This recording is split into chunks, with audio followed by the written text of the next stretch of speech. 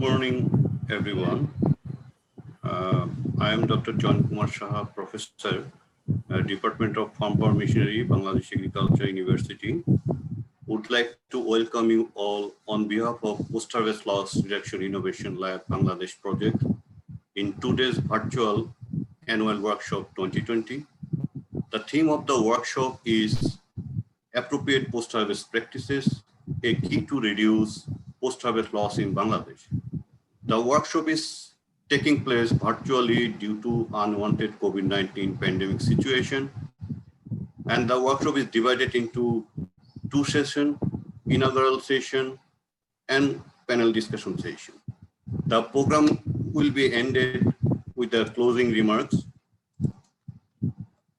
We are very delighted to have the presence of development partners like USAID, FAO, JICA, UNIDO, distinguished researcher and academician from the International University of USA and India, and different agricultural and science and technology universities of Bangladesh, eminent research from the different research institute, deans of the different faculties of Bangladesh Agriculture University, and director of the different academic and research entities of Bangladesh Agriculture University, participants from public sector partners like Department of Agriculture and Extension, Bangladesh Agricultural Development Corporation, and private sector representative, progressive farmer, distinguished guests, ladies and gentlemen. Very good morning to all of you again. We hope that you will be with us until the closing of the workshop. Some housekeeping announcement. Please keep your microphone mute until you speak in question and answering session. If you have any question during the presentation or panel discussion session, you may put your question in the chat box or raise your hand. There is a system in the Zoom. You may turn off your video for better streaming or saving the megabytes of the data because many participants are connected via cell phones. The meeting is being recorded. We are on live on YouTube as announced earlier in this invitation. And YouTube link can be shared in your Facebook pages. Hope there should not be any problem from your side. In the inaugural session, we are very glad to have Honorable Secretary Mr. Mohammad Nasiruzzaman, Ministry of Agriculture, Government of the People's Republic of Bangladesh as the chief guest, Honorable Vice Chancellor, Professor Dr. Lutful Hassan, Bangladesh Agriculture University, Mymensingh as the chief patron, Dr. Ahmed Kaplan, he will be joining hopefully later on, Senior Science and Research Advisory, Food Safety Division, Center of Nutrition, Bureau of Resilience Food Security, USAID, Professor Dr. Alex Winter-Nelson, Director, ADM Institute for the Prevention of Postharvest Loss at the University of Illinois at Urbana-Champaign, USA as the special guest. Today's inaugural session keynote speaker is Professor Dr. Monjurul, Principal Investigator, PHLIL-Bangladesh, and Professor, Department of Farm Power Machinery, Bangladesh Agriculture University, Mymensingh, Bangladesh. Dr. Jagger, Harvey, Director, Feed the Future Innovation Lab for the Reduction of Post-Harvest Loss, Kansas State University, USA, is the session chair of the inaugural session. In this session, we'll show you an innovation video on BioSTR dryer after keynote presentation, and we'll hear in short from the farmers about their experience in using BioSTR dryer and hermetic bags. Then we'll go directly to our guest speech. Please hold your question until the panel discussion session where we'll get some times for taking question and suggestion. However, you can put your question and remarks in the chat box of the Zoom platform as well as in YouTube platform who are joining us from the outside of the Zoom platform. So now, with the permission of the chair, Dr. Jagger Harvey, I'd like to start the inaugural session. Dr. Harvey, please. Yes, please. It's my honor to be part of this, and I look forward to the session. Yeah, thank you very much, Dr. Harvey. So now our keynote speaker is Professor Dr. Monjurul. Monjurul Dr. Monjurul Alam is a professor at the Department of Farm Machinery, Faculty of Agriculture Engineering and Technology, Bangladesh, Agriculture University, Bangladesh. He is a frontier researcher in the field of agricultural machinery and contributing over the years for appropriate scale agricultural mechanization and value chain analysis of agricultural sector. At present, he is leading To Feed the Future, USAID funded project Post-Harvest Loss Reduction Innovation Lab, Bangladesh, and appropriate scale agricultural mechanization innovation hub in Bangladesh. His keynote presentation title is Appropriate Post-Harvest Practices, a key to reduce post-harvest loss in Bangladesh. So it is my great pleasure and privilege to invite Professor Dr. Monjurul Alam for his keynote presentation. Sir. Thank you, Professor Chayan.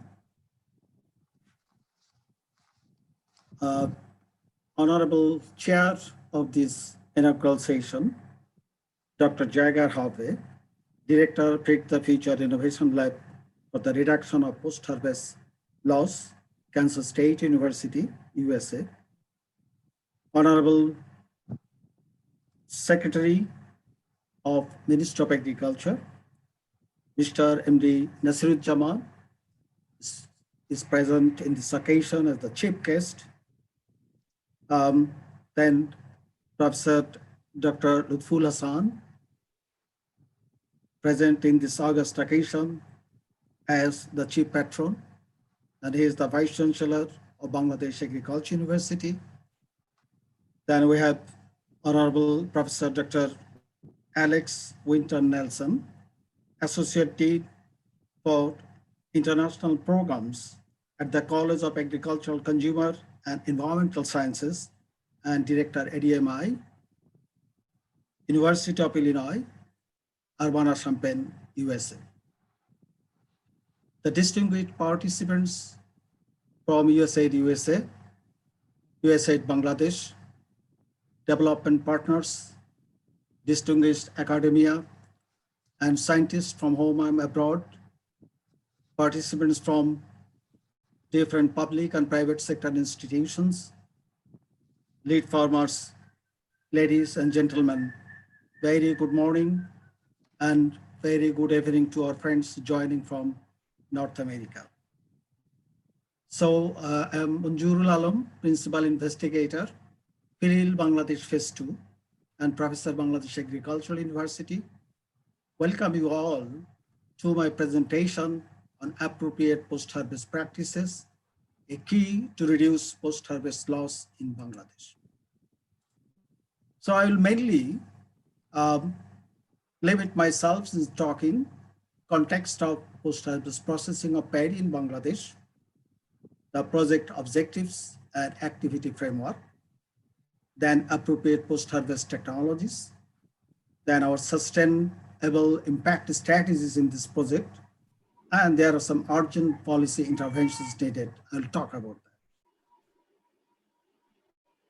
So ladies and gentlemen, as you know, as a developing country, Bangladesh has many successes. Bangladesh is the 4th largest paddy producer in the world. And since our independence in 1971, the production of paddy has increased over 3-folds to reach 55.4 million tons in 2019, compared to the double the population growth, and Bangladesh attains self-sufficiency in food production and looking forward the food security to her population. But we are facing some challenges. As you know, Bangladesh is a very small country and densely populated country, but agricultural land is decreasing by 0.5% per year. At the same time, the on-farm labor employment is decreasing, and it was only 43% of the total rural workforce in 2017, and it is expected to be reduced to about 36% by 2020 and 20% by 2030. So we are facing a labor shortage, especially in harvesting and planting season of agricultural crops. Especially for the post-harvest processing, most of the activities are very traditional. especially the drying and storage of paddy. And from our research, we have found that post-harvest loss at farm level is about 14%, of which drying and storage losses are about 3.5% and 6.2% respectively. So under this context, this post-harvest loss reduction innovation lab PHLIL-Bangladesh started its journey in March 2015, and the first phase completed in December 2018. And we have had a second phase, depending on our progress, that started in January 2019, and it will be ended on December 2021. The major objectives of this PHLIL-Bangladesh project are to identify and adopt appropriate drying and storage technologies of paddy for reducing post-harvest physical and quality losses, thereby extending economic benefits to farmers, especially the women and men, farmers groups, and private sector entrepreneurs, and enhancing their resilience. And to build a coalition among the research, public and private sector institutions and entrepreneurs for creating entrepreneurial advances to reduce post-harvest losses of paddy, leading to reduction of poverty and hunger. So at this end, we have a conceptual activity framework. In the initial years, we identified the promising on-the-shelf and in the field elsewhere and best practices of post-harvest losses technology through value chain assessment using participatory approaches and involving key stakeholders. Then we assess the technical and economic feasibility, and as well as end users' perception and acceptance of this adapted technology. So in doing so, we have had a series of laboratory tests, especially the design and development adaptation of the drying and storage technology, and as well as we actually set experiments and worked with the farmers' households. After identifying the most suitable drying and storage technologies for Bangladesh condition, then we scale up this technology in a wider geographical location, even beyond the country like Nepal and India. And we try to build the capacity of the stakeholder through this training, demonstration, and piloting of these post-harvest technologies. So from the end of this previous PHLIL phase 1, but now we are also actively doing some of this research on some advanced post-harvest technologies, as well as we are promoting this policy and sustainability of these technologies. And for doing so, we are actually doing some advocacy program by the policy dialogues, national workshops, symposiums, direct contact with this government and the private sector players. And we are also seeking for fund for the next beyond the PHLIL-Bangladesh activity, so that this research and development may continue. So now we are going to the specific technologies. So in this particular slides, you see that we have developed a BAUS dryer suitable for farmers. But I have already talked about this traditional ways of drying and storage, especially the drying. Still, the people of Bangladesh are dependent on the sunshine. But you know that especially when the Bora harvest is on, there is a rainy season. So farmers feel difficulty to have sunshine during this rainy season, as well as when ammonia harvesting progress, then there is a fog. So that again hampered the drying. So we come up with a solution of BAUS dryer. It is very simple in design. As you see, the main components of the dryer are the inner bin and outer bin, then a blower at the top, and then a stove, and this heat conveyor pipe. So we use rice husk briquette, that is charcoal. When it fire, it doesn't smoke. So we use this charcoal as a heat source. So when the paddy or any grain is poured in between these two, inner bin and outer bin, and the top is covered with a polythene sheet, and then this blower is placed at the top of the inner bin. When the rice husk briquette fired and we start the blower, it sucks hot air from this stove to straight to the inner bin, and the hot air passes through the grains and it takes the moisture and dissipates it into the atmosphere. Later on, you will see an animation video of this dryer. So from the farmers' feedback, and especially I like to acknowledge Dr. Bob Ziegler. So he is the chair of our external advisory committee. He advised us to whether we can use actually natural gas or LPG gas as a heat source for this dryer. So later we adopted this LPG gas, liquid petroleum gas, as a source of heating source of this BOS dryer. So we have now both the models available for the farmers and for small traders. The capacity of the dryer is about 500 kg per batch, and it requires 4 to 5 hours to reduce the moisture content from 23 to 25% to 12%. And there is, as I already mentioned, there is a heating source of LPG and rice husk briquette.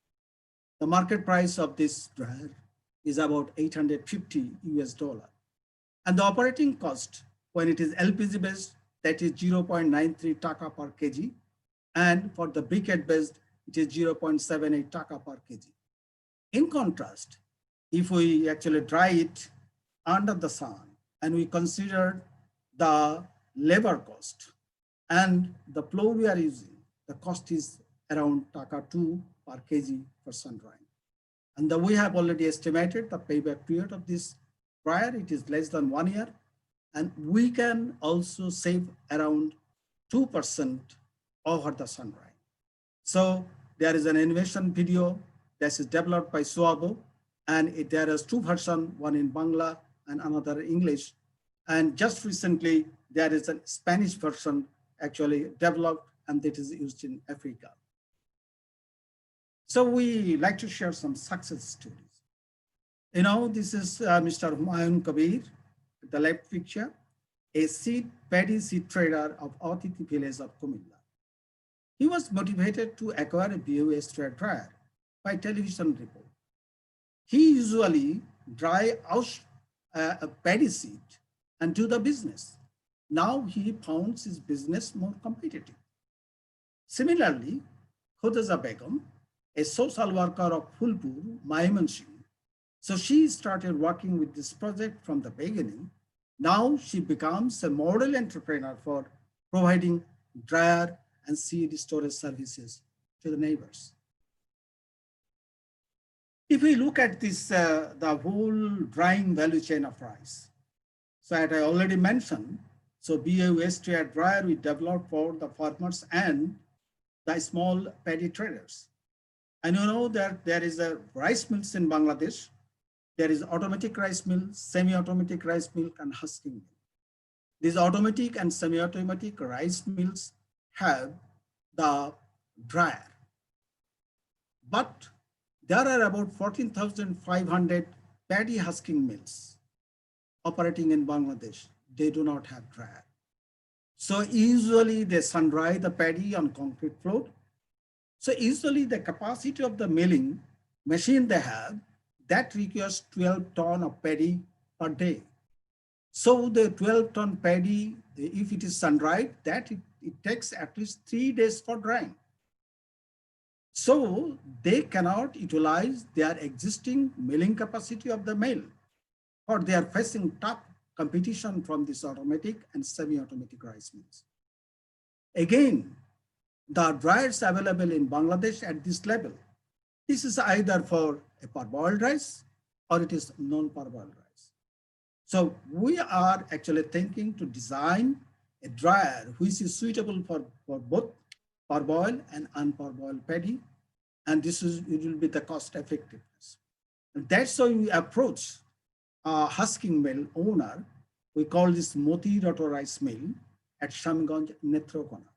And they agreed to establish a dryer on a cost sharing basis. There should be about 40 lakhs taka for total setup. And most of the money that is provided by this Moyeed Auto Rice Mill. And we'll be providing only the design modification cost from our project. So this is a perfect example of public-private partnership. And we have already signed a MOU with this Moyeed Auto Rice Mill, and the work is in progress. Now I shift to this storage of paddy as smallholder farmers. Look, the picture at the left, the dole, auri, gola, motka, plastic drum, and plastic bags. These are the traditional technologies for storing seeds, especially the rice seed and consumable rice. Dole, auri, and motka, these are the bulk storage. And motka, plastic drum, and plastic bags usually used for storing of seeds. As we know that there is a significant volume of seed is being transacted farmers to farmers. So they usually have their seeds and store it and use it in the next year. So from our project, we introduced Grain Pro and Pix bags, especially the hermetic bags. The characteristics of the hermetic bag are that when we put some seeds or grains and when we close it, so it is a closed system. Air and oxygen cannot enter it or cannot go out from it. So what happened? When you store it, the seed has a respiration. So it takes oxygen from this air and it actually disseminates this carbon dioxide. So we have seen it 2 to 3 weeks time, the bag is full of carbon dioxide. And if there is an insect and pest inside it, they will die. And if there is larva, that will not hatch. So the grain remain contact, the seed remain contact, and preserves its quality and germination. So we have actually tested some of this the insect infestation in storage at the 0 days of storage, 3 months time, and 6 months time. Look at the figures. In dole and motka, especially in the dole, as much as 131 insects found in only in 250 grams of paddy. But look at this Grain Pro and Pix bags. There was none. So usually we have seen the rice moth, laser mill, worm larvae and adult, rice weevil, and red flower beetle. These sorts of insects we found into the storage. Then we tested this germination for the losses. So in the losses at the 6 months time, what we have found in motka, the loss is as high as 6.2%. In the dole and plastic bags, 5.7%. But look at this Grain Pro and Pix bags, it's almost none. So we can save at least 5% of the grain if we store these grains or the seed into hermetic bag. And we have also seen that germination rate in these hermetic bags is usually over 90%. So these are some of the successful adaptation of this technology to the farmers' field. Now, we know that the seed is a prime element for agricultural crop production. And if we look at this seed value chain, so from the public sector, Bangladesh Agricultural Development Corporation and Department of Agricultural Extension, they grow a major share of seed, and the private sector. And this BADC has seed processing centers. In these seed processing centers, they have modern facilities for cleaning, sorting, drying. However, they are actually storing the seeds into gunny bags and stack into their warehouse. What we have seen that they usually need to check the moisture content in every week. They need to fumigate 3 to 4 times in the storage period, and they spray chemicals every week, and the test germination 15 days interval. But if we put this actually the grain pro hermetic bag, we do not need to actually do this intermediate act. So we approach to the BADC, and the BADC authority allow us to do some experiment at their centers. So BADC is collaborating, and we have signed a letter of agreement, and we're doing some of the experiments. As you see in the moisture content, as you see, it is the moisture content around 12.4% initially. The blue one, it doesn't change as because it is in the hermetic bag, but in the gunny bag, it changed, the moisture content changing. We also checked the germination. We found the germination is almost the same, although there is a small variation in the way their BADC are doing, but the germination is about 88%. But we face some of the problems because the BADC usually stack 30 tons of paddy within a single stack. But it is found difficult to put all these grain pro bags in a stack. Then we have experience with work with IFRI and ADMI, University of Illinois and BAU. We are doing some other experiments of off-farm drying options. And we found that the cocoon, hermetic cocoons are useful. So we actually have that experience, and we tried it in BADC go down. That fits BADC of 30 tons of seed at a time. And we have checked this. We have already set this experiment this season, it is continuing. So we have checked this oxygen level. As you see, the oxygen level is actually decreasing, and it's 25th or 26th to 31 days, the oxygen level is below 4%. In all the cases, 3 replications there, and carbon dioxide is actually increasing. So there is no chance of insect infestation, but the germination will be intact. So in next 3 months' time, we'll have all these technical and economical results. Now I like to go forward with the capacity building strategy. So we have developed some capacity building materials like training manuals, business modules, and leaflets for BOS dryer and hermetic storage bags. And we have also developed a gender-based technology profile with the expertise of Agrich, University of Illinois, and our colleagues from economics faculty. And we have also have the show of videos I already mentioned that was both in English and Bangla. Now there is in Spanish. So far, in the case of publication, we have published 8 peer-reviewed publication in peer-reviewed journal, 3 blogs, 6 undergraduate reports, 9 master's theses, 2 PhD theses, and 43 conferences and abstract paper, including ACV in American Society of Agricultural and Biological Engineering, and other conferences. So far, in the long-term capacity, we have completed 3 PhDs, and the 9 MS students completed their research and degree, and ongoing 1 PhD and 2 masters. We have conducted training with the farmers and the seed traders. We involved about, it's a hands-on training, and we involved about 3,000 of them, both involving female and male. And we have already contracted 3 workshops, and this is the 4th workshops involving these people like you.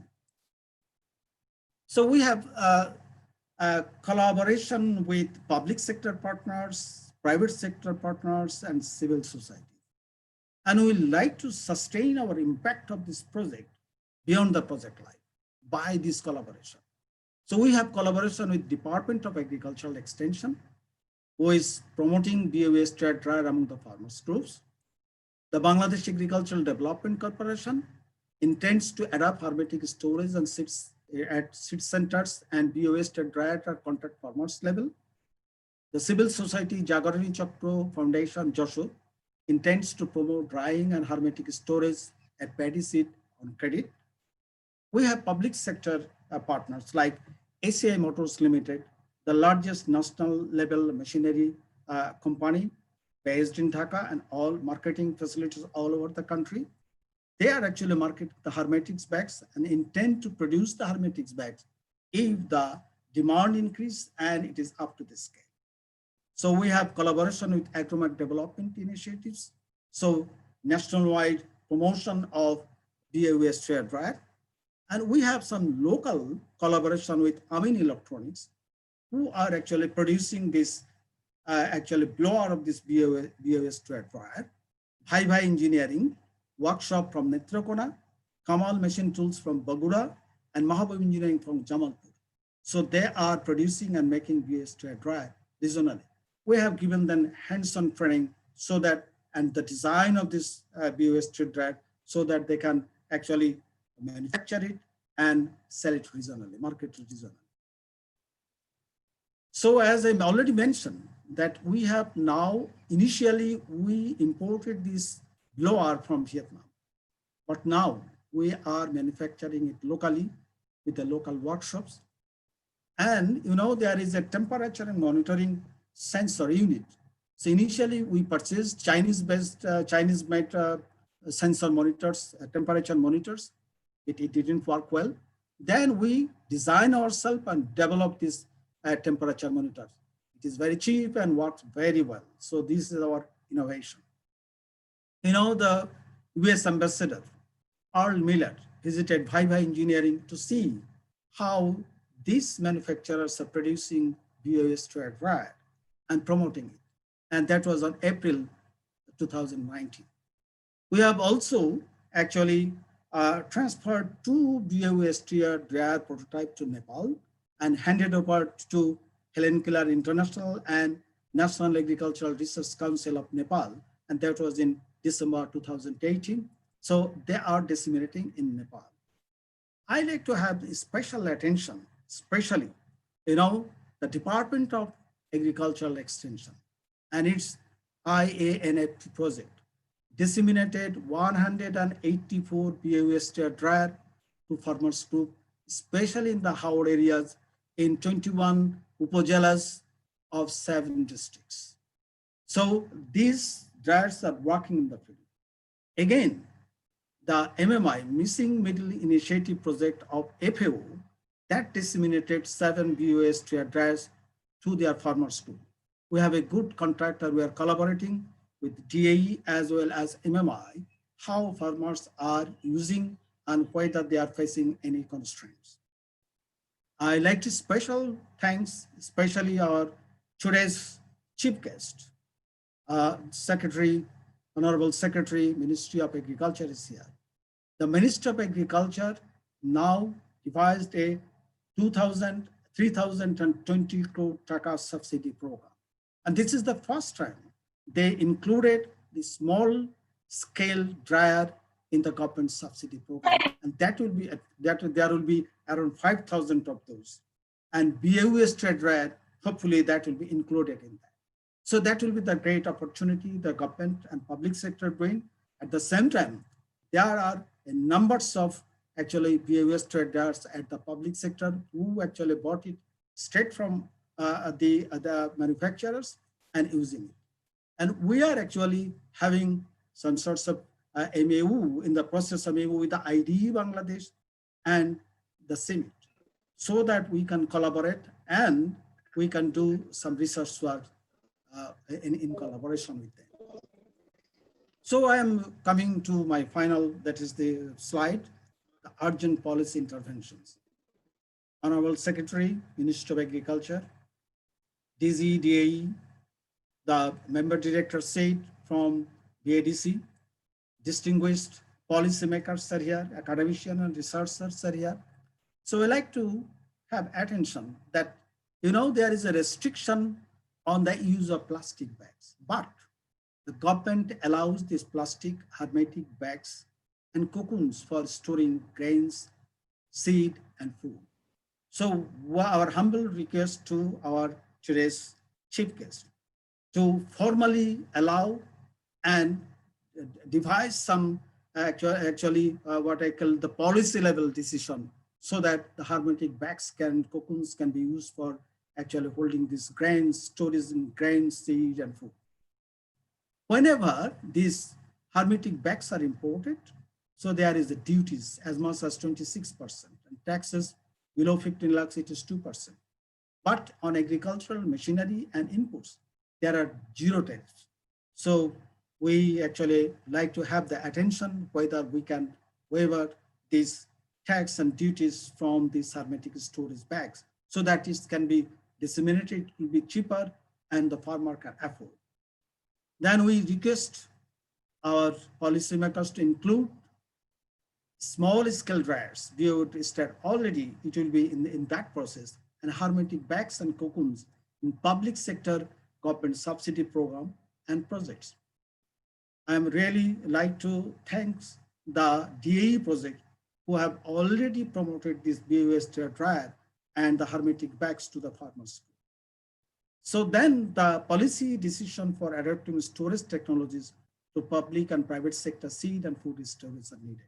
So we are in the process of collaboration, and we need support from the policymakers.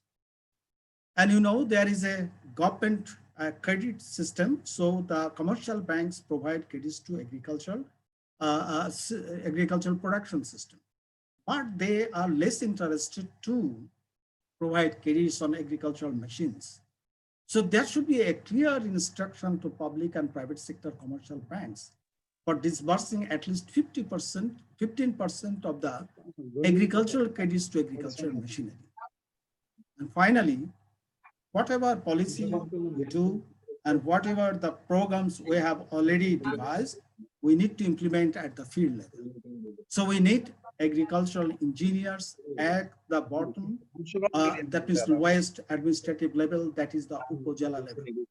So from our side, immediate recruitment of agricultural engineers in the Department of Agricultural Extension for effective and successful implementation of agricultural mechanization strategy of the government of Bangladesh. Recently, national mechanization policy has been devised, and within that national policy, these points are already included. And there is a process of involving agricultural engineers as a wing in Department of Agricultural Extension.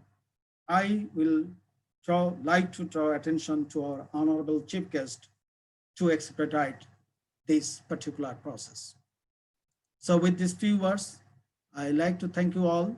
But before that, I like to thanks to and acknowledge the Fit the Future program, USAID USA, Kansas State University, ADM Institute and University of Illinois, Bangladesh Agricultural Development Corporation, Bangladesh Department of Agricultural Extension, ACI-Motors Limited, and especially for Bangladesh Agriculture University to host this program and all-out cooperation.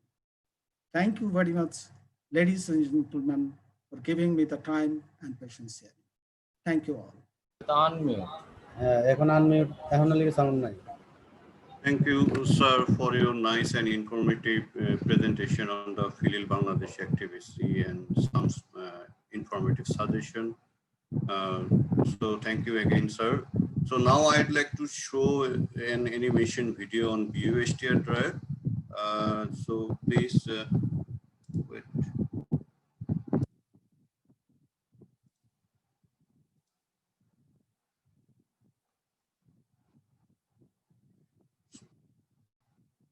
Just a minute.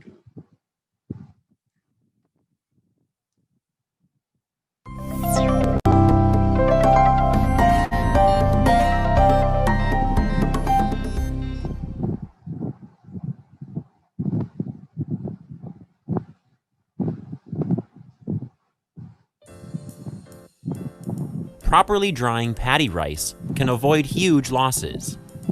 When your rice is not dried properly, you can lose crop to mold, pests, and other issues. Paddy drying is difficult, especially during rainy and cloudy days. This is why it is best to use a dryer for your crop. The BAU STR dryer can be used even on rainy days because of its design. The BAU STR is an efficient batch dryer device. It is low cost to make and run, and it reduces labor costs and health risks. The BAU STR dryer is comprised of a blower, an inner bin, an outer bin, a hot air conveyor pipe, and a stove. The inner bin and outer bin sit on any plain floor. The blower will be on top of the inner bin of the dryer. The stove is placed beside the grain bin, and a steel conveyor pipe connects stove and axial flow blower for hot air flow. The grain should be placed evenly in the empty space between the inner bin and the outer bin. A polythene sheet covers the paddy to protect hot air leaking upward. A rice husk briquette, chopped into 2.5 centimeter long pieces, is used as fuel for the stove. Electricity is required for running the blower. One option is a fuel-operated generator. 1/3 of the upper chamber of the stove is filled with chopped rice husk briquettes, and the stove is fired. Then the blower is started. Rice husk briquettes are fed into the stove every 4 to 5 minutes for a continuous heat supply. The blower sucks the hot air from the stove through the steel conveyor pipe and blows the air into the inner bin of the dryer. This process will dry the paddy.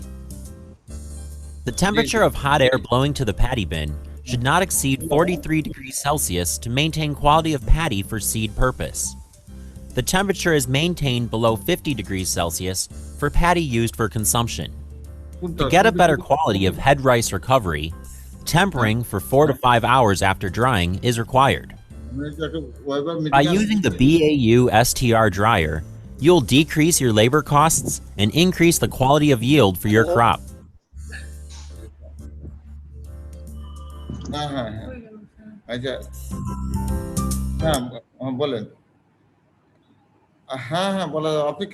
Please. Thank you very much for watching. Please mute your microphone when you are not talking. Thank you very much. I would like to request you all to hold your question until the panel discussion because our keynote speaker will be also in the panel discussion. Now, I would like to request Humayun Kabir, who is a seed trader of Otiti Village, Kumilla, to share his experience about the dryer. Humayun Kabir. So Humayun Kabir will speak in Bangla. I will translate at the end. Humayun Kabir, are you there? Humayun Kabir, aছেন? Humayun Kabir.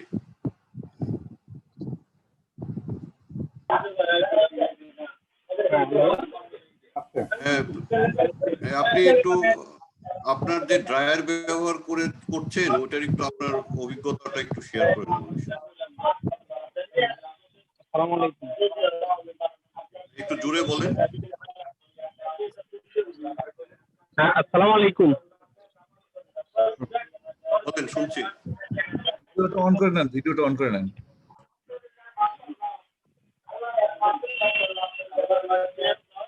Humayun Kabir, please. হ্যাঁ, বলেন, আপনি কথা বলুন। হ্যাঁ, আমি যে ডায়েটটা থেকে কিনেছিলাম এটা একটু জোরে বলেন, শুনতে পাচ্ছি না। আমি আপনাদের থেকে যে ডায়েটটা এনেছিলাম এটা আমি ব্যবহার করছি। এটা ব্যবহার খুব সহজ। আর যখন 5-6 দিন বা 7 দিন বৃষ্টি থাকে এক নাগারে, বাইরে সূর্যের আলোতে ধান শুকাতে খুব কষ্ট হয়, কিন্তু এই ডায়ার ব্যবহার করে আমি খুব অল্প সময়ে আমার যে ধানগুলো আছে এগুলো আমি শুকাতে পারতেছি কষ্ট ছাড়া, অল্প খরচে। এই আমি প্রত্যেক বছর এই যে বর্ষাকালে আমার ধান এই ডায়ারের সাহায্যে আমি শুকাই। Okay. So what Humayun Kabir is sharing, that dryer is very helpful for him now, because when there is a rain or cloud weather for 4 and 5 days, he cannot do anything, but with the dryer, now he can dry any time of the day. So thank you, Humayun Kabir, for sharing. So I would like to invite Khudeza Begum for sharing his experience in using dryer and hermetic bag. Khudeza Begum, আপনি আছেন? জি, আসসালামু আলাইকুম sir. আপনার অভিজ্ঞতাটা share করেন, আপনি যে dryer এবং স্টোরেজ ব্যাগ ব্যবহার করছেন এবং আপনার প্রতিবেশীটা যে ব্যবহার করছে তাতে কি সুবিধা বা অসুবিধা হচ্ছে আমাদের সাথে একটু শেয়ার করুন প্লিজ। জি, আমাদের ডায়ার যে আমরা নিচ্ছি, আমি তো নিজে ধান শুকাই, আমার প্রতিবেশীরাও শুকাইতেছে। এটা হচ্ছে যে ডায়ারটা মনে করেন ধান শুকানোর জন্য খুবই সুবিধা। আমি মনে করি যাদের বাড়ির আঙিনা নাই তারা সবাই এটাই করবে। আজকে ওই যে আমি একটা আইপিএম প্রোগ্রামে আসছিলাম, ওইখানে আমার এক এর সাথে পেয়ারের সাথে দেখা হলো, উনি বলতেছে যে তাহলে তো জিনিস এটা কি তারা বিক্রি করে না? পরে আমি বলছি যে এটা বিক্রির জন্যই তো ইয়ে করা হয়েছে, যদি আপনি দেন তো স্যারদের সাথে যোগাযোগ করে। তো এটা আমি ওনাদেরকে বলছি, উনি আসতে চাইছিল, ওই মিটিং শেষ হয় নাই এখনো। তো উনি বলছে যে আয়সা দেখা যাবে। আমি বলছি দেখা যায়, আমাদের এখানে ইউনিভার্সিটিতে আছে এই যন্ত্রটা, আপনি দেখা তো আপনার যদি ভালো লাগে আপনি কিনবেন। আমি এটা নিছি, আমার খুবই উপকার। আমার আশেপাশে যারা আছে তারাও বলতেছে যে হ্যাঁ এটা খুবই সুবিধাজনক। আর এই যে বায়োরুদি ব্যাগ, এটা তো আমার এলাকাতে মনে করেন সবাই ইয়ে হয়েছে যে এই ব্যাগটা যদি পাওয়া যায়, বাজারে কিনতে পাওয়া যায় তাহলে আরো সুবিধা হয়। এটা বড় ব্যাগ, যদি ছোট আকারে আসে তাহলে বীজ দানের জন্য খুবই সুবিধা হয়।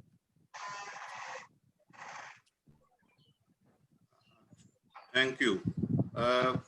What actually Khudeza Begum is saying that dryer is very helpful for her, and also there is a demand from their neighbor and asking for the dryer, so she suggested to contact us and company so they can supply the dryer.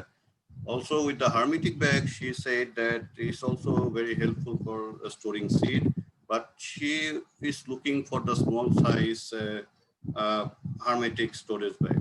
So thank you, Khudeza Begum, for sharing your experience. So now I would like to go directly to our special guest of the inaugural session, Professor Dr.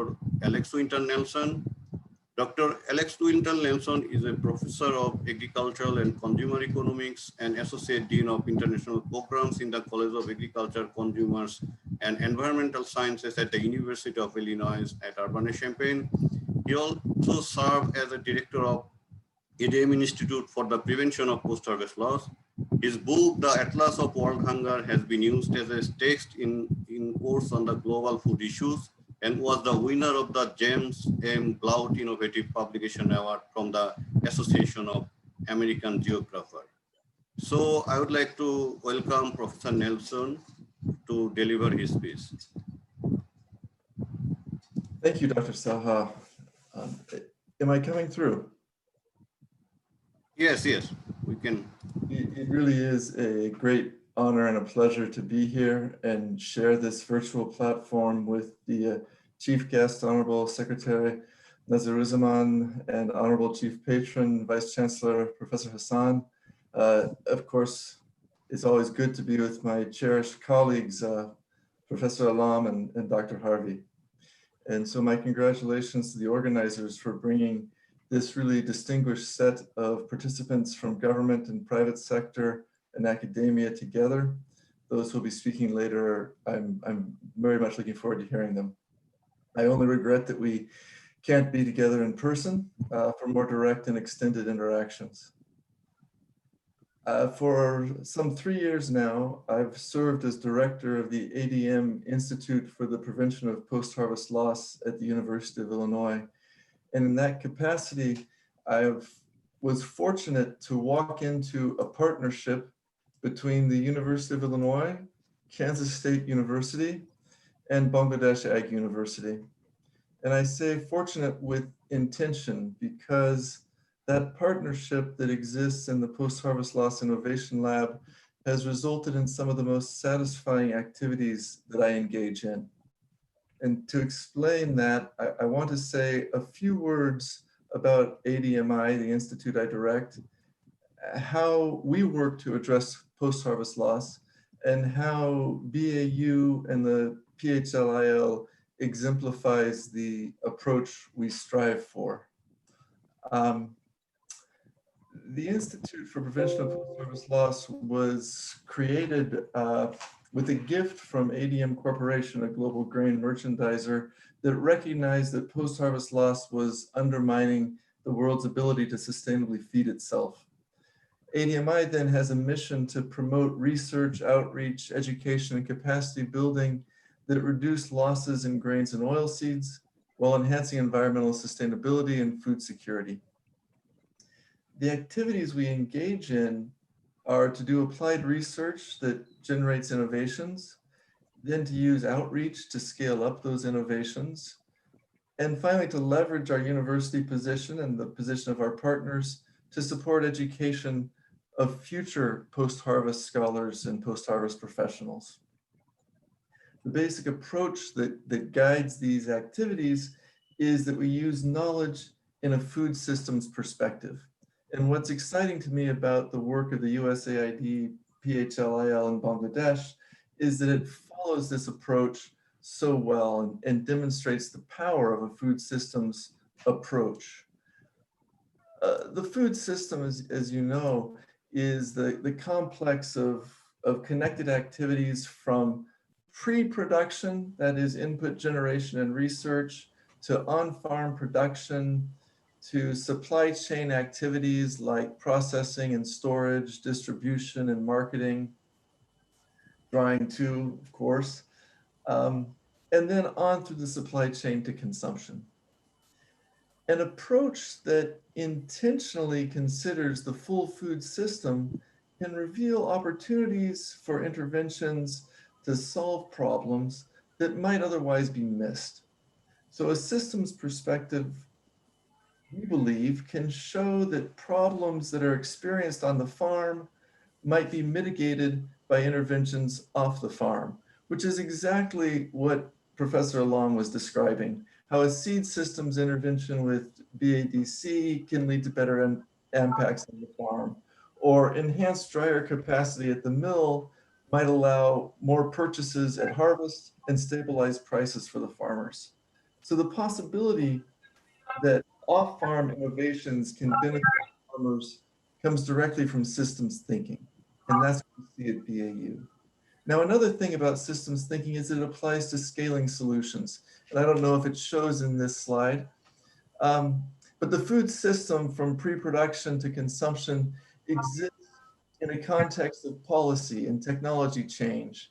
And if interventions are going to work, they have to consider these other drivers like policy and politics and global health and demographics in order to make innovations go to scale. Once an innovation's identified and adapted to the context, it's important to engage with policy. And we see BAU and the Post-Harvest Loss Innovation Lab doing exactly that, even in this workshop here today. Next slide, please. Next slide. Hello? Thank you. So BAU and the Post-Harvest Loss Innovation Lab exemplifies a food systems perspective in applied research for innovation, in scaling through outreach and consideration of policy in the private sector, and also in educating the next generation of post-harvest scholars and professionals, like these young women, which I was really fortunate to photograph at BAU just back in February of this year before the pandemic closed things down. The demonstration of a systems thinking for innovation and scaling and education is why BAU has become a truly valued partner for my institution, and why I'm always happy to engage with the USAID Post-Harvest Loss Innovation Lab. So at the last slide, let me just say thank you to BAU, to USAID and the Innovation Labs, the Feed the Future program, to my good partners at Kansas State and the Post-Harvest Loss Innovation Lab. And please let me give you best wishes for the rest of this workshop, that in your discussions following the break, you can continue to think about the food system and future innovations by the PHLIL. Thanks very much. Thank you, Professor Alex, for your nice deliberation and best wishes for AU and Bangladesh. So now I'll go to the next speaker. Our chief patron of the inaugural session is our Honorable Vice Chancellor, Professor Dr. Lutful Hassan. Dr. Lutful Hassan is the Vice Chancellor of Bangladesh Agriculture University and a professor at the Department of Genetics and Plant Breeding, Faculty of Agriculture, Bangladesh Agricultural University. He has led collaborative research with many national and international organizations. Professor Hassan also worked with International Rice Research Institute, Ministry of Science and Technology, act as a member of Pay Commission of Governments of the People's Republic of Bangladesh. Dr. Hassan awarded Australian Memorial Fellow award for his outstanding contribution is research engagement. Sir, floor is yours. Hassan, BC sir. Dr. Chayan, Saha, thank you very much.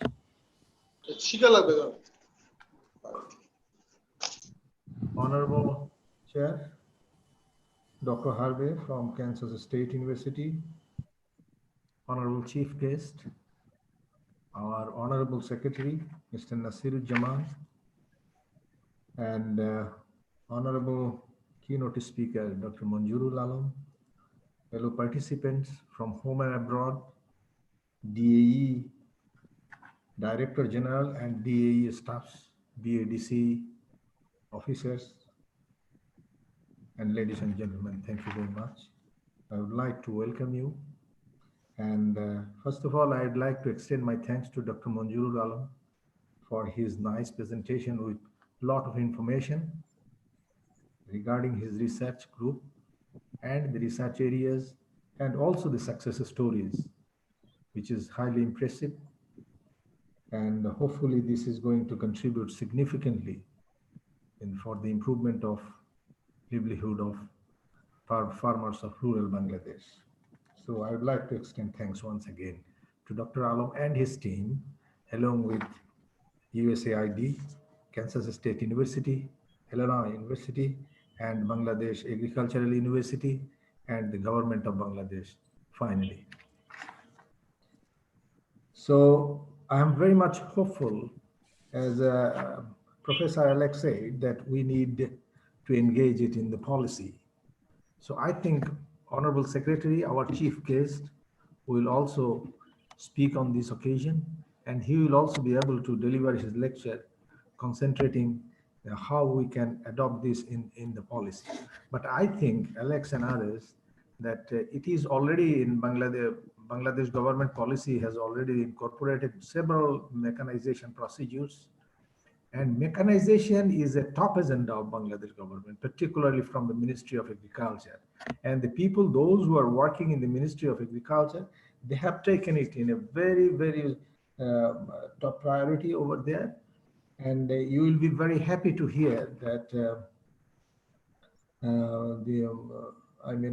Dr. Monjurul in his last slide and in the last sentence, he has already spoke about this agricultural mechanization and the importance of recruitment of agricultural engineers into the system. This is really now very much essential, and you will be happy to hear that already it has been cleared from the Ministry of Agriculture. I mean, first of all, from the Directorate of Agricultural Extension, and then it goes to the ministry, and with the Honorable Secretary and Honorable Minister, they have cleared it out, and it has gone to the manpower ministry, and from where it has gone to the finance ministry, and it is now in good shape. Hopefully within a short time, we'll see that this people, there are some posts, and there it will be a government job, and the government people will be there to look into each proposal so that the agricultural mechanization is in place. So this is another very, very important area. I am particularly impressed with the dryer which has been shown over here. I had a talk with I discussed this thing with Dr. Monjurul several times, because from my side, I am involved in rice research from 1990. So I have long experience, and I saw the difficulties in the farmer areas, in the rural Bangladesh, how the farmers are really facing problems in keeping or storing their seed materials, particularly for rice. But with rice and other crops can come. For example, if you can consider maize is another important area nowadays for Bangladesh. So if there is any intervention to dry the maize, that will be another important thing. Particularly the Boro rice, the farmers are facing problem. And the lady farmer, Khudeja, already pointed out over here that they need some small sized bags. So you can think about that also, because some of the farmers, they want to keep their seed for next generation or for next plantation. So those farmers will also be benefited from this. So this drying and these storage facilities with the BADC, whatever we observed over here through this video, is very clear that is going to minimize the storage loss and going to minimize the drying problem, particularly in coming days.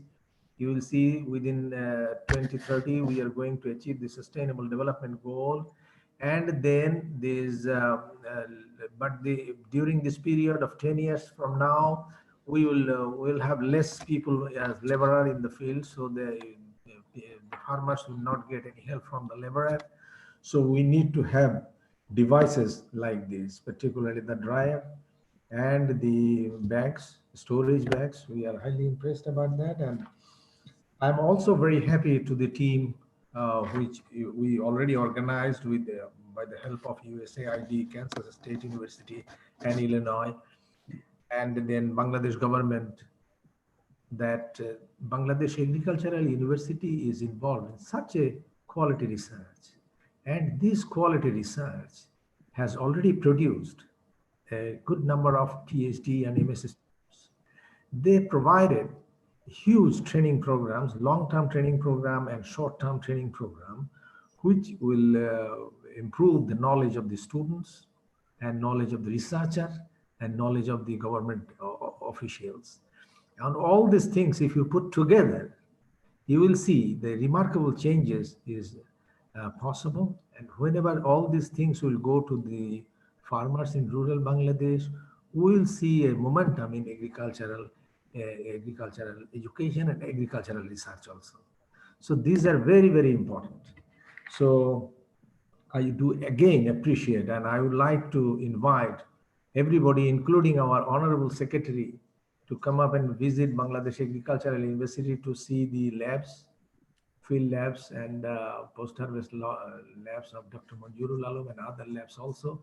He's a very good friend of mine, and we have several times we interacted together on various issues on agricultural development in Bangladesh. This is very, very important.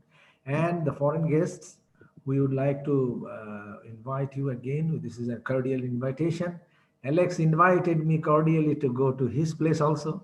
So if the time allows us, let us see the pandemic, and then hopefully we will visit your university along with our chief guest today, Honorable Secretary of Ministry of Agriculture.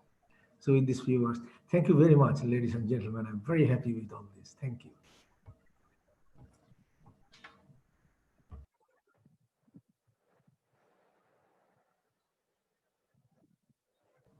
Chayan, take over, Chayan. Yes, sir. Thank you, sir, for your deliberation and encouraging us always for the research and academic development of Bangladesh Agriculture University. We are very delighted to have Honorable Secretary Mr. Mohammad Nasiruzzaman, Ministry of Agriculture, as the chief guest. Mohammad Nasiruzzaman is the Secretary of the Ministry of Agriculture, Governments of the People's Republic of Bangladesh. Prior to his present position, he worked as a chairman of Bangladesh Agricultural Development Corporation. He also served in different positions of field administration, including Deputy Commissioner of Sherpur. Besides, he served different positions in Finance Division, Economic Relation Division, Ministry of Religious Affairs. So I'd like to invite Mr. Nasiruzzaman to deliver his valuable piece. Sir. Thank you. Thank you very much. Respected Session Chair, Dr. Jagger Harvey, Director, the Future Innovation Lab for the Reduction of Post-Harvest Loss, USA. Respected Chief Patron, a visionary agriculturist and one of my favorite person, Professor Dr. Lutful Hassan, Vice Chancellor, Bangladesh Agricultural University, Mymensingh. A special guest, Professor Dr. Alex Winton Nelson, University of Illinois, USA. Respected keynote speaker, Professor Dr. M.D. Monjurul, who was one of the member of our team, which team made an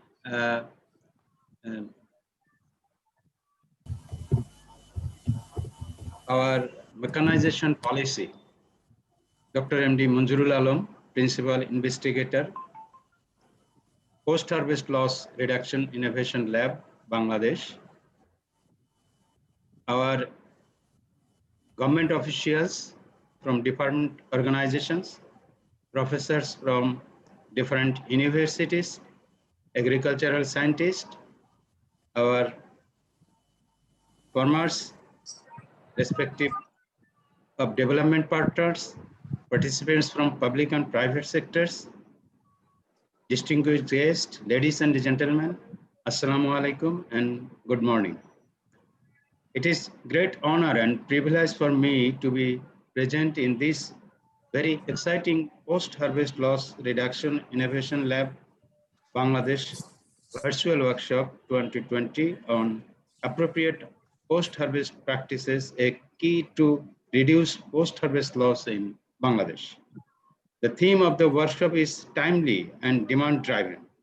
This virtual workshop in COVID-19 pandemic situation provided us a useful platform to exchange information, ideas, experiences, and lessons learned from PHLIL-Bangladesh project. I strongly believe that sharing the research findings of the project among the policymakers, researchers, academicians, and farmers will add value in adopting sustainable, appropriate post-harvest practice in Bangladesh as well as in the developing countries. Distinguished guests, Bangladesh is predominantly an agricultural country and about 41% of the rural workforce is engaged in agriculture, which contribute about 13.7% to the national GDP. Rice is the staple crop in Bangladesh and we have achieved self-sufficient in rice production. Bangladesh is the third largest rice producer in the world. However, we have some challenges, especially in harvesting, post-harvest loss reduction, adapting of appropriate technology, and labor management in harvesting and planting seasons that are reflected in the keynote speaker's presentation. Ministry of Agriculture is aware of the challenges.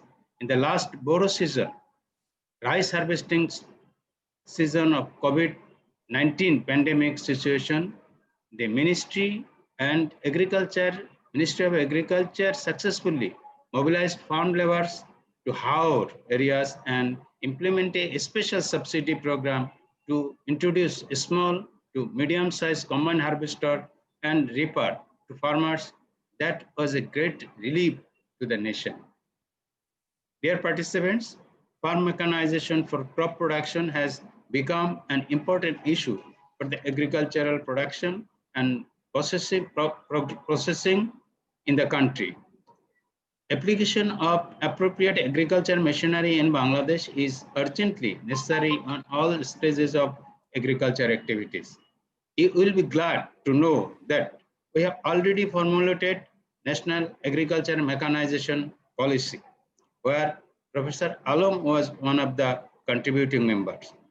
With the visionary leadership of our Honorable Prime Minister Sheikh Hasina and under the guidance of our Honorable Minister, Ministry of Agriculture, Dr. M.D. Abdul MP, Government of the People's Republic of Bangladesh has approved a mega project worth about Taka 30,200 million for popularizing appropriate agricultural machinery where small scale dryers, about 5,000, will be disseminated to the farmers to subsidy along the other need-based agriculture machineries.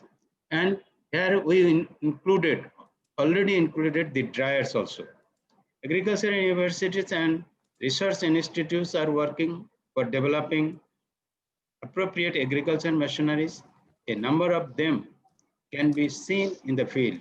Many companies are also in the agricultural machinery business by importing machinery from different countries. I feel that there should be strong collaboration among the universities, research institutes, and private sector companies for research and development and popularizing locally development machine. I learned the main goal of the project is to produce post-harvest loss of grains by introducing appropriate dryers and storage technologies for farmers, public and private sector, seed and grain processors. The project focused on the rice value chain and come out with few important recommendations for policy intervention. Policy sector programs and projects would promote the drying and the storage technologies as it saves valuable harvest and help to attain food security in the country. There is a provision of allowing agriculture credit to farmers from commercial banks. Policy instruction would have been given to commercial banks to disburse a certain portion of agricultural credit to farmers for agricultural machinery purchase. Ministry of Agriculture is actively working on the process of establishing an agriculture engineering wing at the Department of Agriculture Extension, and hopefully it will be implemented soon. I enjoyed the interview of Mayan Kovir and Khadija Khatun, and I think there will be one interview person from MMI, because MMI was formed to develop a group of farmers to manage like these machineries in their agriculture daily activities. Ladies and gentlemen, finally, I would like to extend my deep gratitude to all who are directly or indirectly involved in the endeavor. This virtual workshop has been a very good step in moving forward to promote sustainable agricultural post-harvest practices in Bangladesh. And I wish every success of this virtual workshop. Thank you very much for giving me the opportunity to share my thoughts in these August occasions and for patience sharing. Thank you. Assalamu alaikum. Thank you, sir, for your nice deliberation and encouragement towards sustainable development of Bangladesh agriculture. Thank you again. So we may hear from MMI in the panel discussion session. Now I'm going to our session chair. We are very happy to have Dr. Jagger Harvey as the session chair at this late hour since it is midnight in USA. Thanks, Dr. Harvey, for being with us. Dr. Jagger Harvey served as a director of the Feed the Future Innovation Lab for the reduction of post-harvest loss at Kansas State University. Since he joined the program in May 2016, his work on addressing fungal toxin, mycotoxin contamination of crop spans more than 15 years, from basic research in graduate school through to developing and leading a flagship international research for development program in East Africa. At the Innovation Lab, he is working with the team to ensure that their work is effectively translated into information and intervention and capacity to address post-harvest loss issues in Bangladesh, Ethiopia, Ghana, Guatemala, Honduras, Nepal, and beyond. Now I'd like to request Dr. Harvey to deliver his speech and close the inaugural session. Dr. Chayan, can you on my video? Dr. Harvey, can you hear me? Yes. Yeah, there are some hosts. Okay. To Dr. Saha, yes, I can hear you. Great. Good morning, everyone. And it's really a humbling honor to follow our chief guest, the Honorable Secretary from the Ministry of Agriculture, MD Nasiruzzaman. Nasiruzzaman. And I think your speech was very inspiring, as is the country of Bangladesh. I have visited Bangladesh several times now. And as you can see behind me, I actually have some artwork above my dinner table of a farmer in Bangladesh winnowing. So every time I serve dal to my children, Bangladesh always remains near to my heart. All of my work in Bangladesh has really inspired me, and the team has as well. Also, thank you so much, Professor Lutful Hassan, the Vice Chancellor for BAU. BAU is really a jewel in the crown of our partnerships at the Post-Harvest Loss Innovation Lab. And the team at BAU really shows not just our program, but the community in research for development, an exemplary example of how the work should be done and the research should be done. Professor Monjurul Alam, he is a very capable leader. Everywhere I go, I meet his students, and I also consider myself one of your students, Dr. Alam. Every time we interact, I learn so much from you. Professor Alex Winter-Nelson at University of Illinois and the ADM Institute for the Prevention of Postharvest Loss has played such an instrumental role in PHLIL and in the Bangladesh project in particular. Without University of Illinois and ADMI, we certainly would be nowhere near where we are today with this project. I'd also like to thank Feed the Future and Dr. Ahmed Kablan at USAID in Washington, DC, the USAID mission in Bangladesh, Mr. Khalil and Mr. Mehedi, our many partners that Dr. Saha and Dr. Alam have already mentioned, DAE, BADC, RDA, ACI-Motors. It was great to hear from Kodeza Begum as our lead farmer, and we really appreciate the engagement of lead farmers. And again, the chief guest really showed that Bangladesh has already instituted key policies in agriculture and agricultural mechanization. And we're really grateful to be a part in improving Bangladesh agriculture for a prosperous future. Next slide. So Dr. Saha, next slide, please. So I was very fortunate to come into the Post-Harvest Loss Innovation Lab, as Professor Winter-Nelson said he did partway through. And really what drew me to this innovation lab was the call of post-harvest losses. So much work is put into production, but if we do not secure the harvest, then all of that work really, it does not realize its full potential impact. So next, Dr. Saha, you can just put all of the text on here. So post-harvest losses, as many of you know, affect up to a third losses of what's harvested. And so FAO has recently estimated that there's about $1 trillion lost globally every year to food loss and waste. That translates to about 85 trillion taka annually. And so currently there are 821 million hungry and malnourished globally.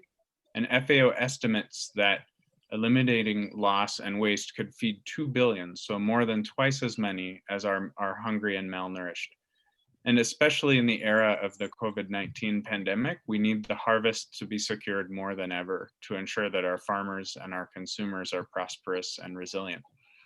These are the post-harvest loss issues can easily be addressed through the kind of research that Dr. Alam has presented today, and taking interventions that are in use elsewhere, taking them off the shelf and into use.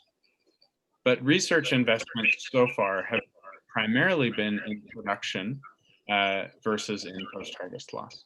Next slide.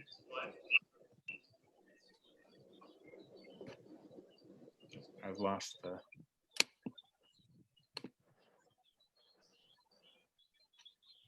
Dr. Saha, are the slides still there? So Yeah, he'll be joining. Probably there is the electricity power. Yeah, sorry, there was a power interruption, so that's why I can continue. So the Post-Harvest Loss Innovation Lab program covers more than Bangladesh. So our core countries include Bangladesh, Ethiopia, Ghana, and Guatemala. And we've been running since 2014. So we're on slide number 3 now, Dr. Saha. But we've received additional funding, buy-ins from USAID to work in Nepal, Afghanistan, and Honduras as well. And as Dr. Alam said, the BAU STR dryer was brought to our project in Nepal, and it was demonstrated by our partners in Nepal, and there is interest in adopting the BAU STR dryer in Nepal. Next. And so in each one of the countries that we work in, as we do in at BAU, we make sure to establish and enhance human and institutional capacity. So we have labs established at each one of our partner universities. So in PHL-Bangladesh, BAU has been such an exemplary lead partner. Really, we could not ask for better leadership. Of course, Kansas State University. And again, ADMI and the University of Illinois has been absolutely critical in ensuring the successes across the PHL program, including in Bangladesh. We have additional in-country collaborators and US-based subject matter experts to support. And really the Bangladesh team and Dr. Alam provides such a shining example of the vision, partnership, and leadership that we and USAID have chosen to elevate them as a case study in the Soybean Innovation Lab's new Innovation to Impact project focus. And I think this is an extremely good case study for USAID and the broader community to consider, because Dr. Alam is the PI for Bangladesh, and there's so much that you all have achieved together through the partnerships. So that will be forthcoming. Next. So looking forward, the broader PHLIL program and all of our many partners stand behind you in your efforts to reduce post-harvest losses for the benefit of the people, farmers of Bangladesh.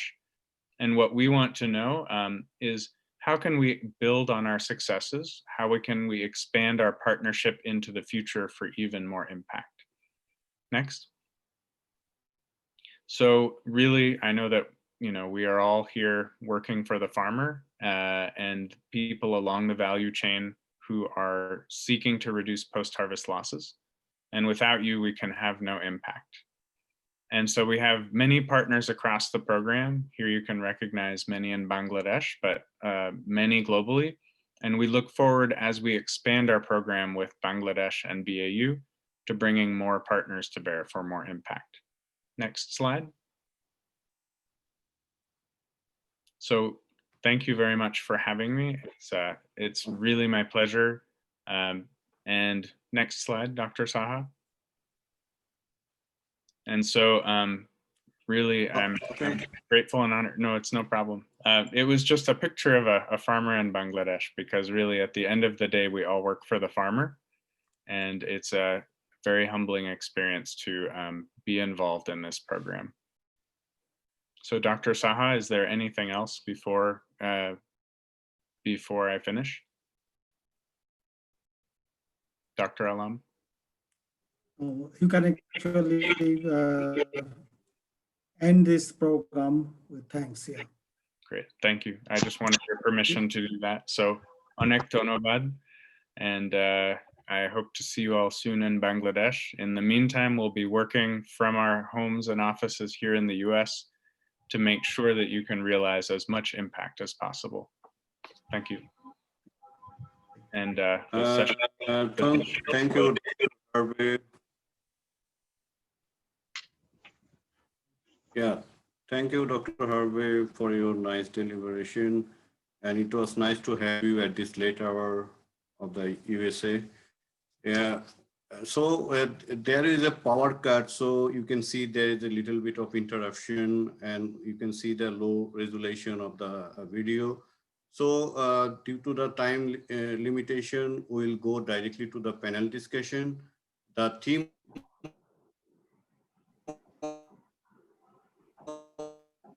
of the panel discussion is securing food to millions by post-harvest loss. Dr. Abdul Muyeed, Director General, Department of Agricultural Extension, Bangladesh. We have Mr. Nurunnabi Sarder, Member Director, Seed and Horticulture, Bangladesh Agricultural Development Corporation. We have Dr. M.A. Matin, former Director General, Rural Development Academy, Bangladesh. Engineer, Mr. Subrata Ranjan Das, Executive Director, ACI-Motors Limited. And we have Professor Dr. Monjurul again, Principal Investor, PHLIL-Bangladesh University, as a keynote, as a panel discussion. So each speaker will get 5 minutes to talk about the crucial issues that we have selected today. And then we'll open the floor for question answering. You can also put your question in the chat box. So due to the time limitation and Dr. Abdul Muyeed, he has another meeting. So I would like to invite first Dr. Abdul Muyeed, who is the Director General of Development Department of Agriculture Extension, Ministry of Agriculture, Bangladesh. He was the Director of Field Service Wing of DAE. He also served as an instructor in Agriculture Training Institute, Project Director of Granular Urea Technology Extension Project, and Agricultural Extension Official in various spaces of DAE throughout the country, as well as the Khamarbari, Dhaka. He guided the extension worker and his colleagues for the extension of modern agricultural technology, especially in Hill, Howard, Chor, Southern region, Burned area, and urban agriculture. He has been guiding and motivating extension workers for synchronized cultivation practices for enhancing agricultural mechanization. So he has a vast experience on the extension. So I would like to ask Dr. Muyeed that what would be the priorities for the natural food system to move forward? In other words, what roles of public sector extension agencies should play for reducing post-harvest loss to ensure our national food system remains secure in the future? So another question that I want to add with is, because you will have 5 minutes, so how might you suggest to evolve as a program to serve these needs? So please, Dr. Muyeed, unmute your microphone, and you will have 5 minutes to talk on the topic and questions. Dr. Muyeed. Sir. Hello.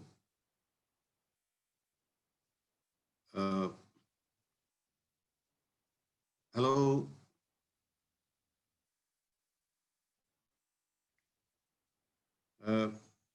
So can you hear me?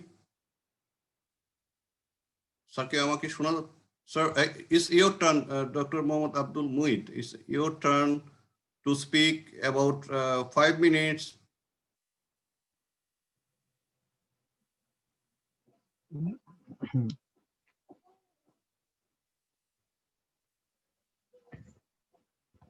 Hello. হ্যাঁ, doctor মোহিত ভাই। Sir, কি আমাকে শোনা যাচ্ছে, চম্পক sir? হ্যাঁ, শোনা যাচ্ছে। Hello. Thank you. And it's your turn, so I don't probably hear my question. So my question was to you that you know that we have this post-harvest loss problem, and we need to secure our food system. So my question to you: what roles of public sector extension agency, as for example, you have the Department of Agriculture extension is a big extension agency, public sector extension agency should play for reducing post-harvest loss to ensure our national food system remains secure into the future, and what we should do to secure the food system. Yeah. So thank you, sir, for his Your turn is 5 minutes for you. Yeah, thank you. Yeah, thank you, Dr. Chayan. And here is the session chair, Dr. Jagger Harvey, and our is the chief guest of this session, respected Secretary, Minister of Agriculture, Mr. Nasiruzzaman, and then our respected Vice Chancellor, Dr. Lutful Hassan, and the special guest as a Dr. Alex Winter Lenson, and our keynote speaker, Dr. Monjurul, Principal Investigator, and the in this project, and the Professor of Bangladesh Agriculture University, Mymensingh, and other respected participants of this event, and the participant from the home and abroad. Good morning, very good morning, and the Assalamu alaikum, everybody. So you know, we are in our agriculture sector, the food production is very much we are promoting how to as well as the minimize our arable land is shrinking, our population is increasing. So for our food security, we are going to boost and the farmers, they are facing some problems with the post-harvest technology, you know, due to the losses of post-harvest losses, farmers and the storage facilities, farmers some losses their food grains after harvesting from their crop field, especially in the rainy season. You know, this is the Aush, we are promoting the Aush production, and the Aush harvesting season is the very rainy season and then the summer season, and that's why farmers they feel very problems for the harvesting and the post-harvest activities. They can't sun dry in their floor due to the rain, and sometimes they can preserve their seed also.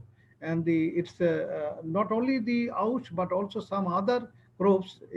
We can think for the soybean, that the soybean is a very much sensitive crops for preserving seed. Is the viability is a very sensitive. So many of the crops farmers are facing problems with the for drying and also the preserving their as a seed and the food grain also. And for that farmers sometimes they did not get their fair prices. You know, in the from the government procurement system, rice for the respective moisture percentage important to giving their food grains in the their storage food storage in the Department of Food.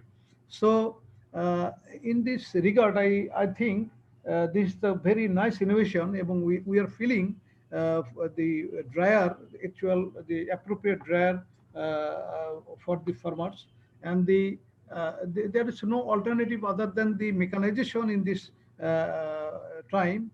So we are encouraging the mechanization in the agriculture sector, and you know, from the different projects of our department, my Department of Agriculture Extension, we are promoting the mechanization to the farmers level, and it's very much encouraging to the farmers level also. And the important is, you know, the last Boro season, we are from our Bangladesh government with the subsidy, we have provided combined harvester to the farmers for the Boro rice. They are actually the harvest their Boro rice, then at a time the winnowing, and then the other and then they can preserve their grains in the very easy way and the very with the shortest time, and they collect their grains from the field in the before the coming flash flood or the flood, the risky in the Howrah area also. That's why through our government initiative, with the subsidy, another project we have, the from the ECNEC it's approved. Our mechanization project is the largest project in our department, and through that project we are going to provide the different machineries to the farmers level with the subsidy, and the dryer are also they are included. And by this time you all are you all are seen from the presentation that 184 dryer, bow steer dryer, especially bow steer dryer, we have provided 184 dryer to the farmers group in the different area from our project, integrated nutrition, integrated agriculture nutrition and food security project. And I have received the feedback from the project director, also the users, that this is very congenial and the very congenial, because during raining season, if they can use this dryer for their drying of their grains for the seed and also for the food purpose, and it's very easy. And but sometimes feedback I have received that the drying is not uniformity. Drying is important because the user friendly, and the training also I think it should be provided to the farmers how to use that dryer after giving them. And some others, if maintenance is the important, I think if there are some sort of problems they can use they can repair on their they can use that very friendly. So it should be not only providing the machinery or the dryer to the farmers, but it should also provide the training also to the farmers how to make it user friendly. So I thanks very much to the our Dr. Monjurul Hoque for promoting this for developing this biosteer dryer, and also the hermetic bags, and the hermetic bags also important. But I don't know whether it is the rat or the rodent pest. Maybe whenever they in our farmers store, there is some rat problems also. But this hermetic bag, whether it is damaged by the rat or not, I don't know that. But I think it should be rodent proof. That is if the hermetic bag maybe keep in the drum or on the plastic drum, I think it would be the protective from the rodent pest also. And uh, uh, and the for the promoting this dryer to the farmers level in our future and in the other existing project, and we are starting with very short time our this approved project, mechanization project. And I think there are a lot of scope to give the dryers to the farmers. So it is important to familiar this dryer to the farmers to encourage their interest to purchase this, because they will buy it through 50% subsidy in the overall country and 70% subsidy in the Howe and the coastal area. That's why I think to the farmers level, it should be demonstration as a demonstration, or for promoting to the farmers level for encouraging them to use this dryer.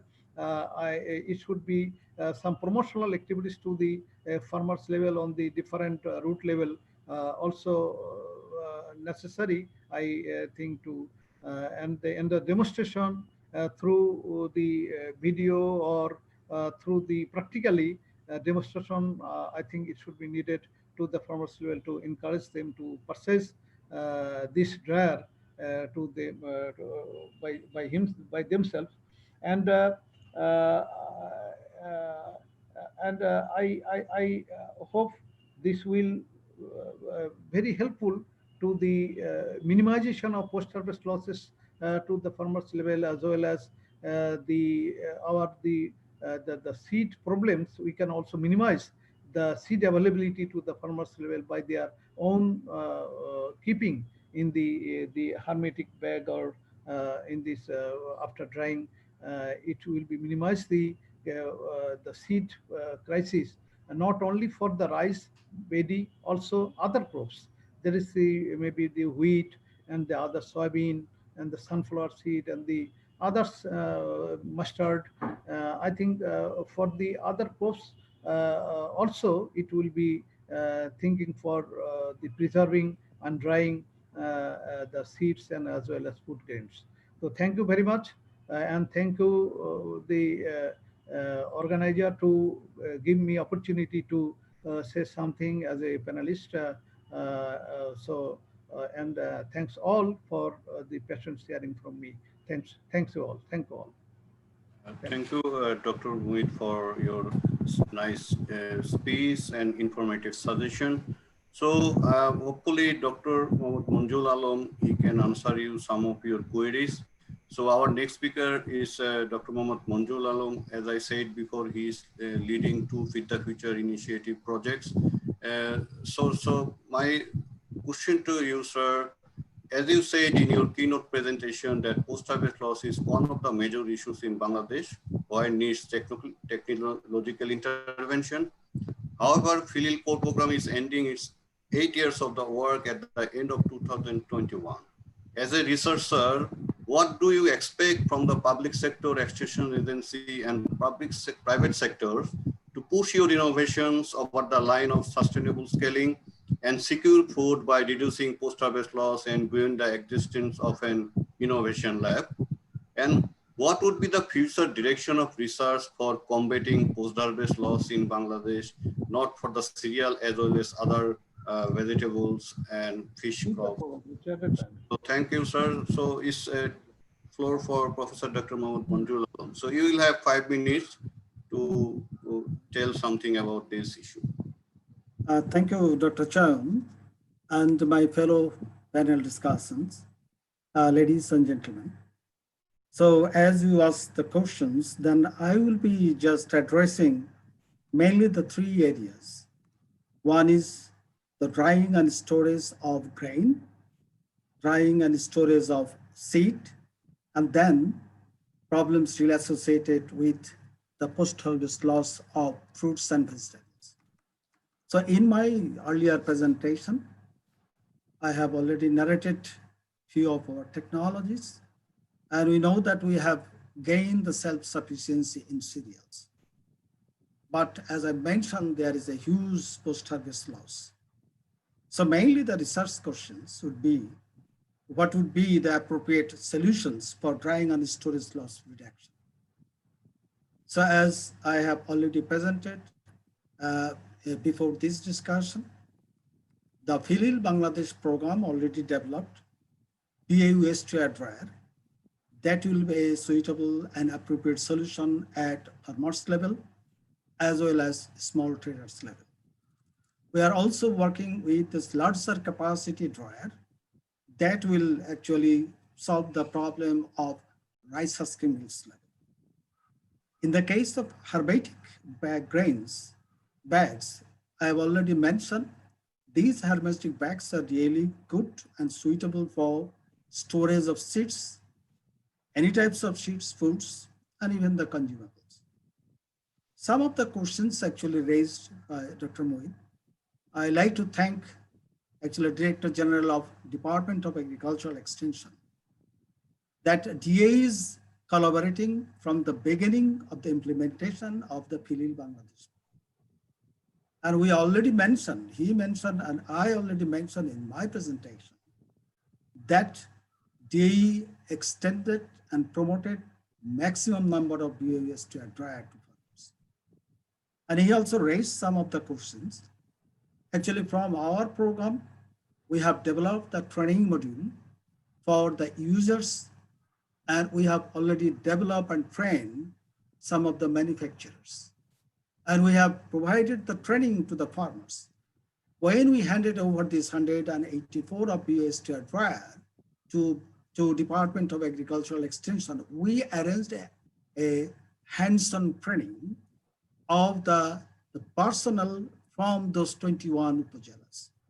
So that was a day-long training, and we have given that how they will be using. So they will be the trainer of the other people. So that was the trainer's training, TOT. So what happened, and we requested particularly the program that whenever the dryer should be set at the farmers group, so there should be arranged a training program, especially by the project, or we actually decided to have some of our exercises with some of the groups from our projects. But because of the COVID pandemic situation, actually it was very difficult to move forward and contact with the farmers groups. But the thing is that we have mentioned some of the questions that initially there is uneven drying. You know, whenever the moisture content is maximum, that is just after harvesting 23 to 25%, initially there should be a moisture gradient from the inside to outside. But after 1 or 2 hours of actually drying, we have extensively tested, and we have put some of these sensors, and with many channels of the sensors, and we feedback to our system and the computer, we have seen that after 1 or 2 hours later, the gradient, there should be no gradient. And when it will be dried to up to 12%, all the actually grains will be dried and have this moisture content. So yes, there might be some information gap, although we have provided the training manuals and we have provided the leaflets at which we have described it all. In the case of the hermetic bags, you rightly actually mentioned that hermetic bag need to be protected from the rodents and insects. So usually the farmers, we actually talk to the farmers to put it into either a plastic drum or a metallic drum. So it is protected from the rodents. And the hermetic bag itself protect the grains from the physical and quality damage. So it will be good to use. What we actually want from this private and the public sector, whenever they're promoting, yes, the farmers need to be trained. Particularly from our project, we don't have that capacity and resources to reach all the people. But the projects from DAE and other organizations, whenever they're promoting these technologies, they can provide it the training. We have the training modules, and we have the entrepreneurship development modules. So it is already in printed form, it is soft copy. So we can actually hand it over these materials to the organizations who will be disseminated. So that could be a good thing. What I actually want, that there must be a collaboration among the researchers, and the public sectors, especially from the DAE, BADC and other organizations, and the private sector entrepreneurs. So there should be collaboration even in the research and development stage. So we can understand each other, and we can actually disseminate the technology, scale up the technology properly. There should be no confusion, and farmers and the small traders, especially the entrepreneurs, that will be benefited. You know, in the case of seed, as you know, farmers to farmers seed transaction is about, if I say all seed, then only 25% seed are coming from the formal sectors and 75% are coming from the informal sector. But whenever we are talking about the rice seed, then about 58% that is covered by this BADC, DAE and private sector companies. But still the 42% of the rice seed is transacted among the farmers. So we are actually working with the BADC at their seed centers. So we are trying to identify in collaboration with the BADC to develop and identify the best management practice of storing. And the hermetic cocoon would be one of the best options. But whenever we will be talking about the farmers, we know that DAE and BADC all are promoting contract farming. So they are actually organizing the farmers to actually grow the seed, and the farmers need to actually harvest it, dry it, and sometime, and then they come to this the BADC processing center. So if we promote the seed village concept, we organize the farmers, there will be a consolidated areas, they actually select the seed, and if they actually collaborate with these seed certification agencies, the BADC and other seed growing institutions, they have the good quality seed. Whenever they have the good quality seed, needed to dry it before coming to this BADC seed center. So BOS trade dryer could be one of the good example for them. And we have already have this, the Grain Pro bags as well as cocoons, so that whenever the farmers actually sending it to this BADC center, BADC can use it, but at the farmers level, they can also use this technology. So the seed village concepts, we need to promote with the researchers, with the public sector and the private sector partners, and from the development partners. FAO is already, our Honorable Secretary mentioned, the FAO MMI project is already working. We are collaborating with them. Finally, I like to talk about this, about the vegetables and the fruits. You know, the post-harvest loss is as much as 20 to 40%. So there should be two problems. One, it can be dried, so there should be the dry chain, and another should be the cool chain.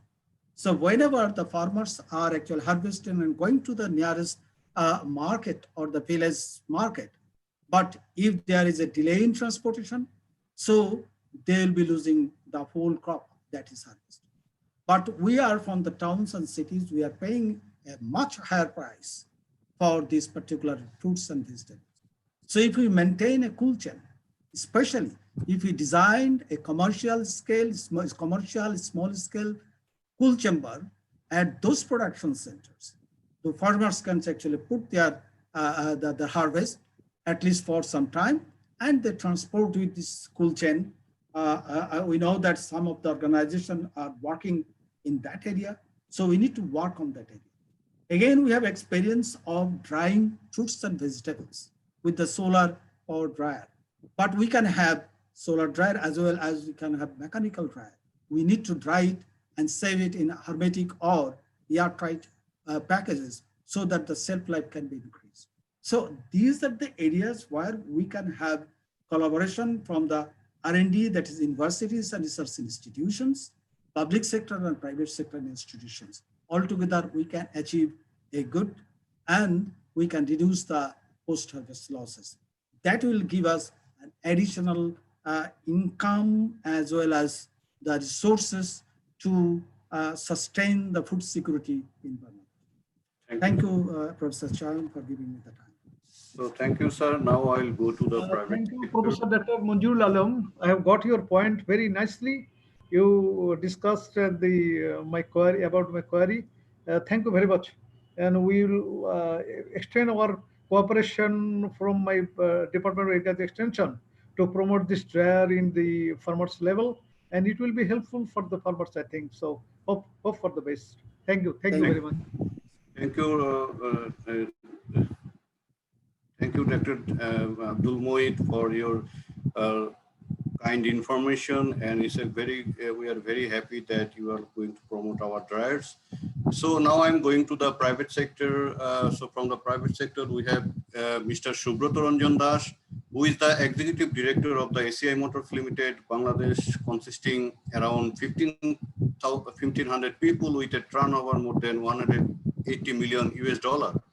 He graduated from the Bangladesh Agriculture University in Agriculture Engineering. Mr. Das is the initiator of ACI-Motors and the biggest farm mechanization and pioneer in promoting technologies like harvester transplanter in Bangladesh. He has been awarded by Bangladesh Society of Agriculture Engineers for his contribution in agriculture sector.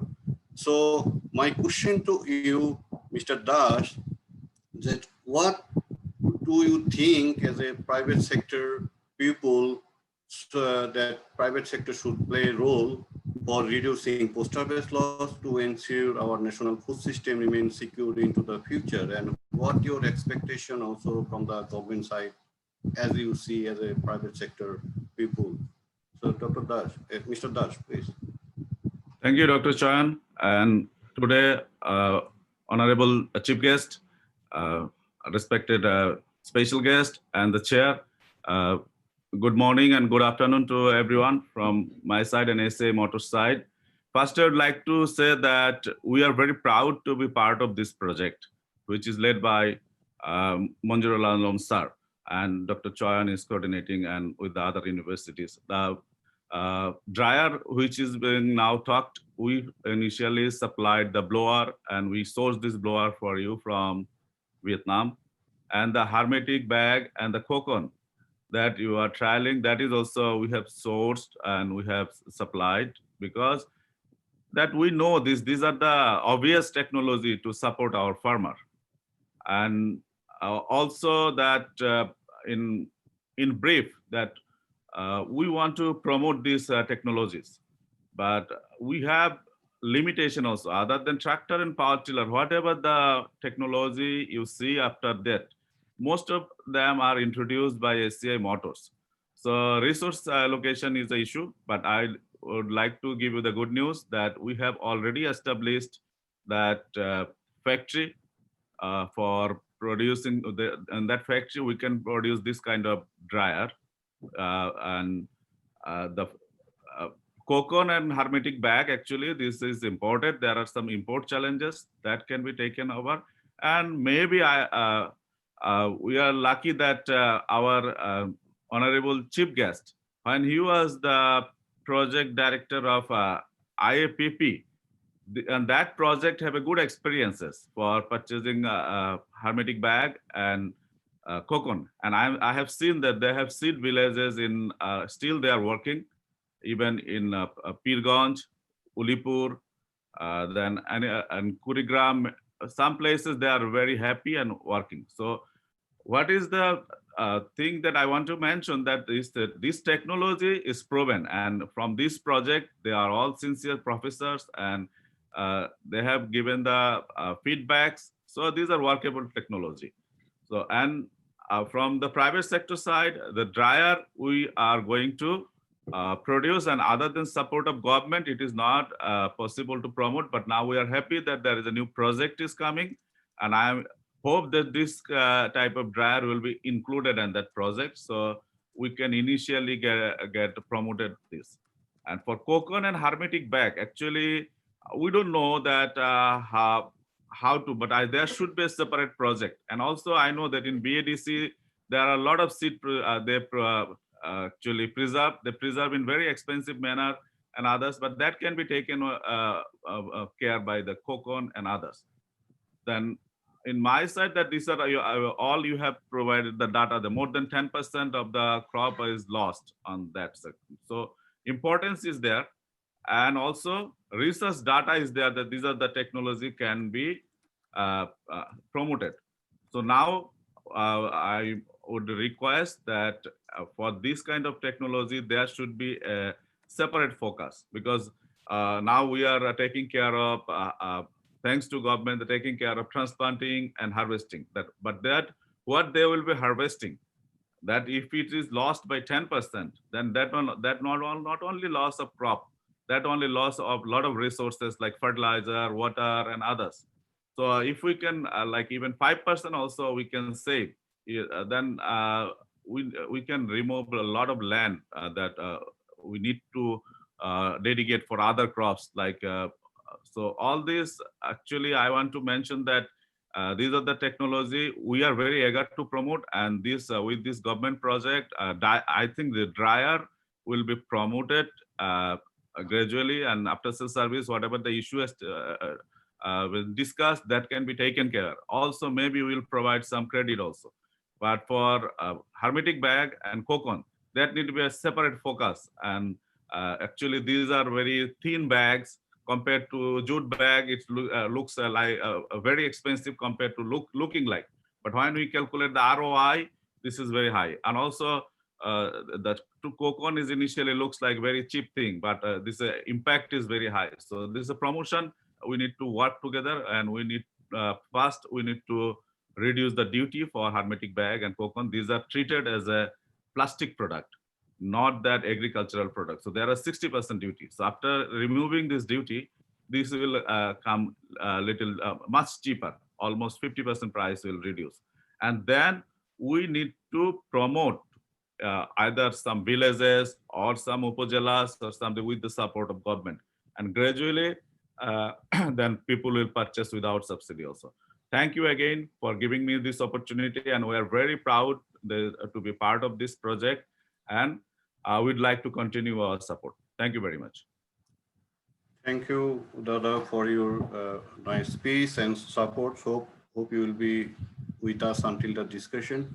So now I'll go to Dr. M.A. Matin, who is an agriculture engineer and the former Director General of Rural Development Academy, Bogura. During his service periods, he developed 10 different models of rural development like buried pipe irrigation system, demand-based local deep well, arsenic filtration plan, community-based multi-stored rural housing, there is Polli Jonobot for restoration of agricultural land, RDA credit model, etc. He patented 2 technologies. He and his team has been awarded Independence Award 2004, Bangabandhu National Agricultural Award 1415, Gold Medal, Africa Asia Rural Development Organization, ARDO Award 2012, and Bogura Podak 2002.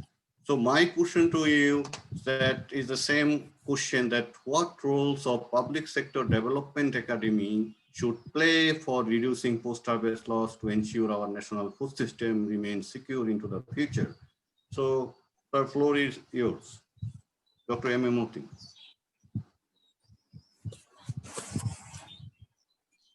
Hello. Hello. Yeah. Oh, okay, Professor Chayan. Yeah. Did you hear my question? Yes. Okay, thank you. Please. So thank you very much, Professor Chayan, to just give me the floor to discuss a very important issue. And this is actually my professional issue. And also the question is how the public institution like the research and have the role on this regard. And Mr. Chairperson, Professor Harvey, Dr. Alex, my respected keynote speaker, Professor Monjurul, the chief guest, sorry.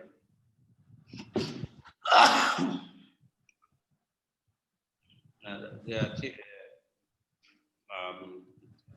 guest, our Honorable Vice Chancellor, and the chief guest, Secretary, Ministry of Agriculture, and our guest of honor with us, the Vice Chancellor of Agriculture University, and my friend, DG, Director of Agriculture Extension, Dr. Muyeed, and the distinguished participant. Assalamu alaikum, and very good morning to all of you. And this issue, the question is very important. That as you know, I am basically an agriculture engineer, though my specialization on irrigation and water management, but I feel proud to declare as my agriculture engineer. And while I am working almost 36 years in the rural development sector, and a single institution is Rural Development Academy. And the main role of that institution, my service period is the providing training, research, action research, and advisory services. And this Rural Development Academy originated from Kumilla Bard.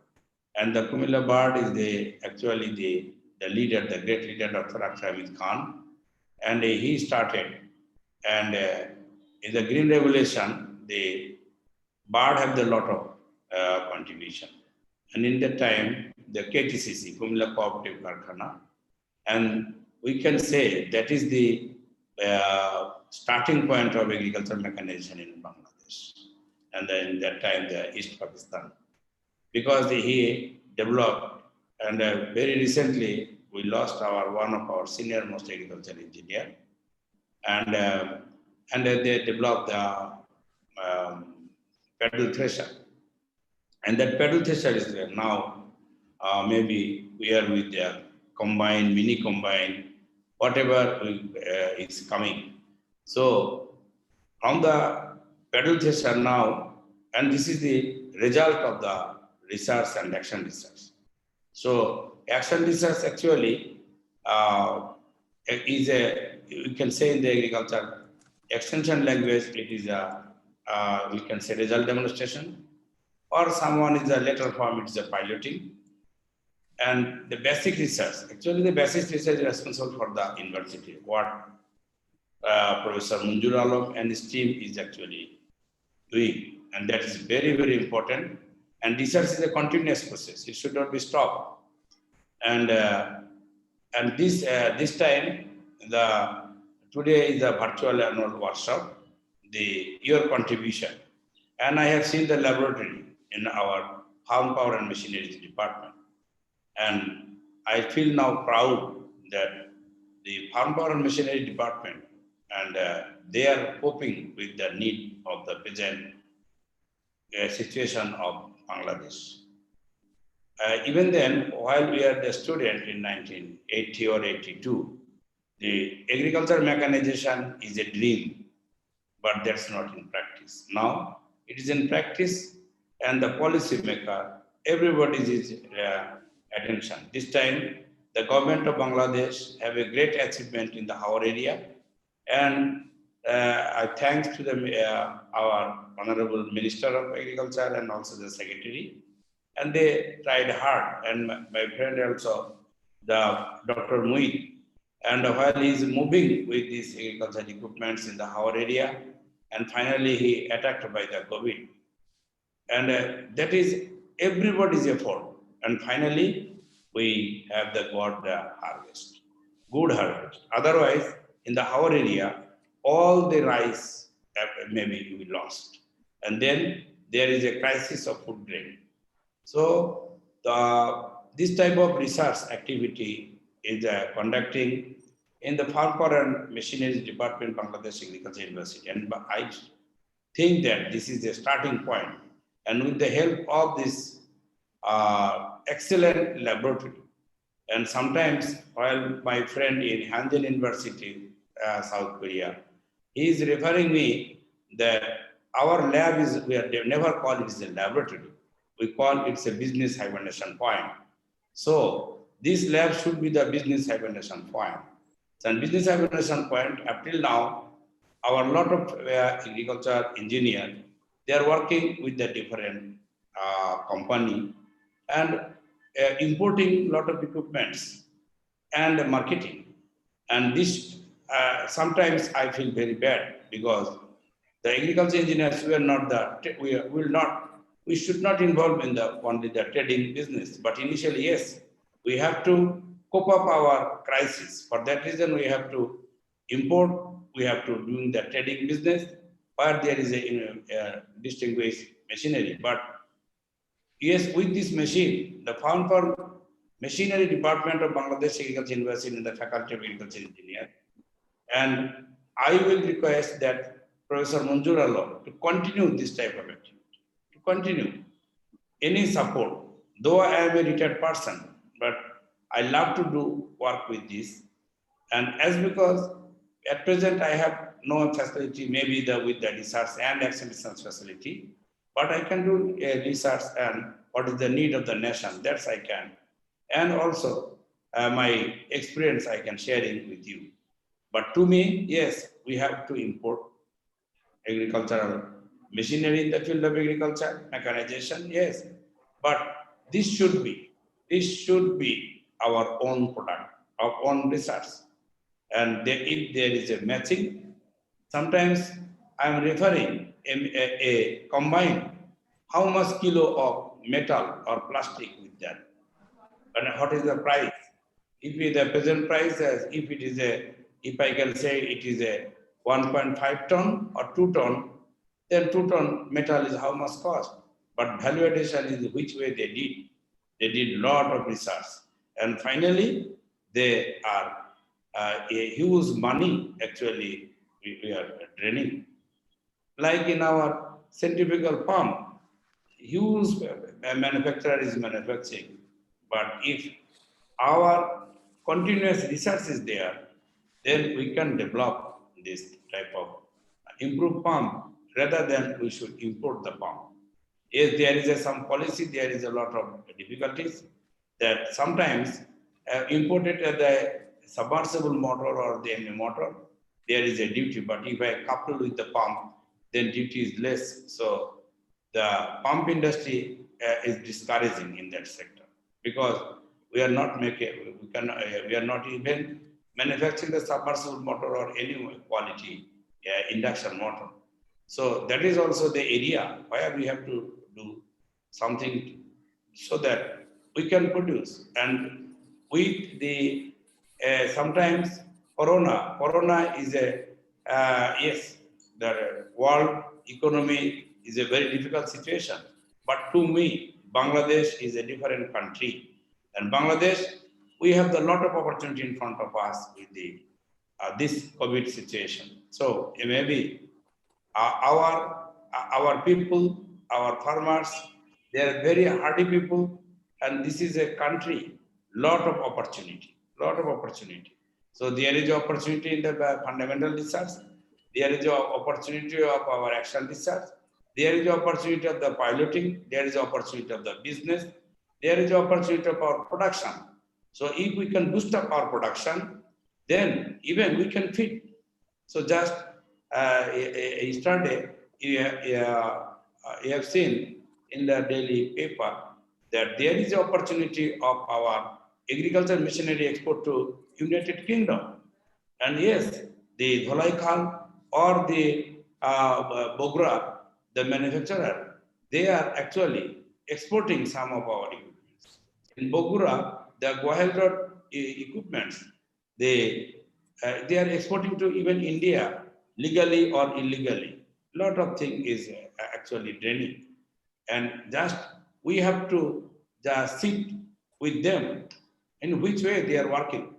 I have seen in 1987 in Indonesia that how they are improving their technology, how they are improving their equipments.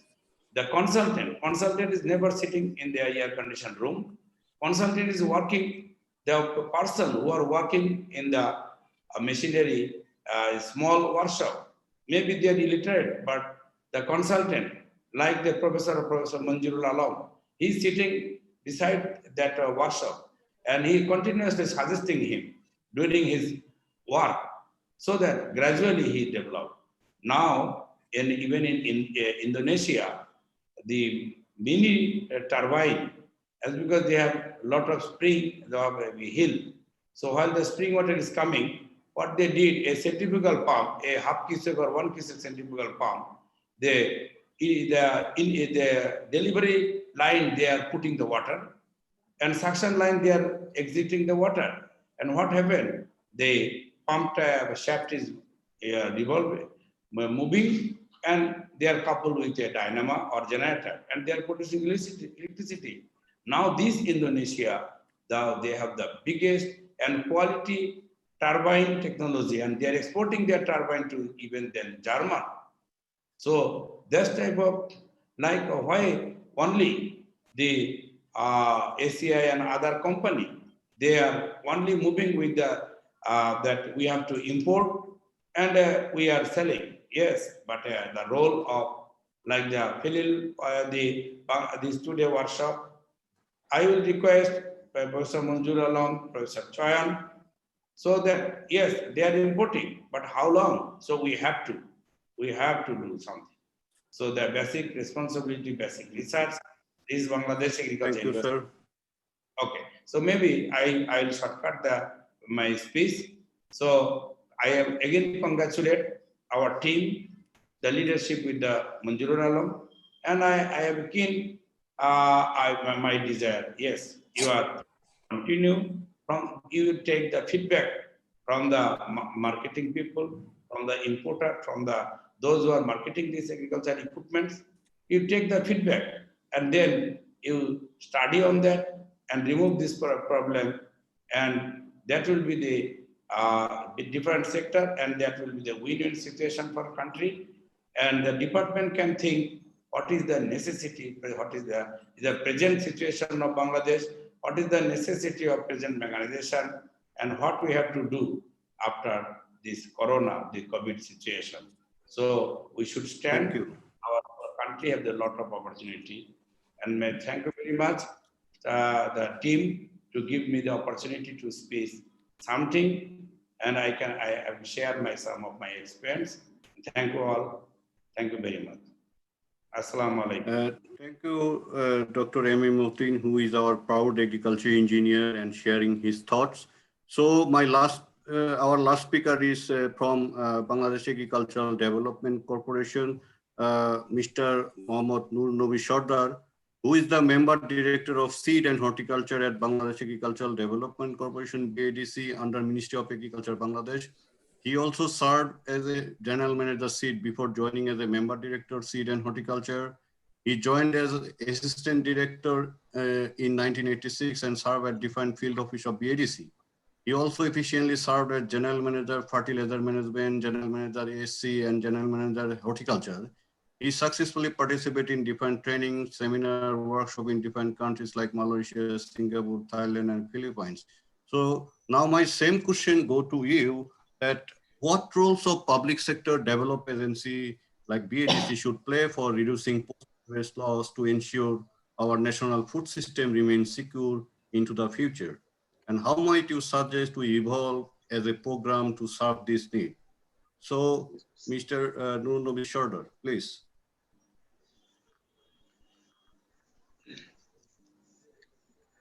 Bismillahirrahmanirrahim. Thank you, Mr. Chair, Professor Harvey, Honorable Chief Guest, Mr. Nasiruzzaman, Secretary of Ministry of Agriculture, Guest of Honor, Mr. Lutful Hassan, Vice Chancellor BAU, Mr. Abdul Muyeed, respectable DG DAE, Mr. Abdul Matin, ex-DG RDA, Mr. Subrata Ranjan Das, Executive Director ACI-Motors Limited, and Professor Dr. Monjurul, Principal Investigator, and Professor Chayan Saha, BAU, and distinguished guests, ladies and gentlemen, Assalamu alaikum. Bangladesh is now become third position in rice production, and rice is our staple crops. BADC produces seed by seed multiplication farms and contract growers zone. After producing seeds, the seeds are collected and processed, and then finally stored its godown. I would like to discuss about drying and storing. After collection of seeds, we dry seed with sun drying and mechanical drying in our godown. Sun drying is very suitable for large scale of drying, and its cost is very low, and so we can dry seed with sun drying very easily. But on the other hand, mechanical drying is very costly. Here involvement huge labor, machinery, and also fuel oil, etc. So this project evolved a system of drying. I appreciated this drying, which will be beneficial for our farmers in small scales, but in large scale, its use should be trial for BADC in large scale storage, large scale drying. So I would like to request the principal investigator and the project management its feasibility to use in BADC to be trial again and again. And then I would like to discuss about storing. After storing in Bangladesh, storage practices are divided into three categories, such as storage by farmers, storage by small commercial traders, storage by government in public sector. Among the commercial traders, government, Bangladesh Agriculture Development Corporation, BADC is only the bulk paddy seed producing and storing in national organization for farmers. Farmers are dependent on BADC paddy seed for quality seed and better yield. So we store in BADC in large scale in our godown. We have 58 seed processing centers, and we have the capacity 2,16,967 metric tons. But yearly we produce 1,40,000 to 45 tons of seeds, and it's stored our godown, seed godown. In this case, in this program, we discuss hermetic bags for using storage. This is a kind of innovation. I appreciate this innovation, but in case of large scale storage, especially for BADC seed storage, it has some constraints, like this bag is not environmentally friendful, and the sample collection from this bag is very much difficult for BADC. So I would like to request to evolve a easy and helpful method to collect seed sample from this bag, and the bag is to be made for environmentally helpful bag. So I discuss with drying and storing, and next according to question, my suggestion to improve the food system. Our agriculture must be modernized, and that means we must be mechanized, especially for harvesting and transplanting. And mechanization is very much important, though we have started with the inspiration of our Honorable Agriculture Minister, Dr. Abdul, Member of Parliament, and I request all of agriculture sectors, those who are connected in this workshop, the mechanization is our very important phenomena, and we should go further mechanization and mechanization to be expanded immediately and urgently. Last of all, I express my sincere thanks to the organizers to arrange this workshop, and also express my thanks to invite me for speaking and my opinion to place here, and thanks to all of those who are connected in this workshop. Thanks to Mr. Chair, thanks to Mr. uh, Principal Investigator, and thanks to Mr. Chayan Kumar Saha and all of us. Thank you. Assalamu alaikum.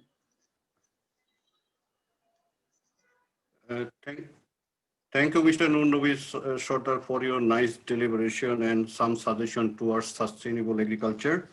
Now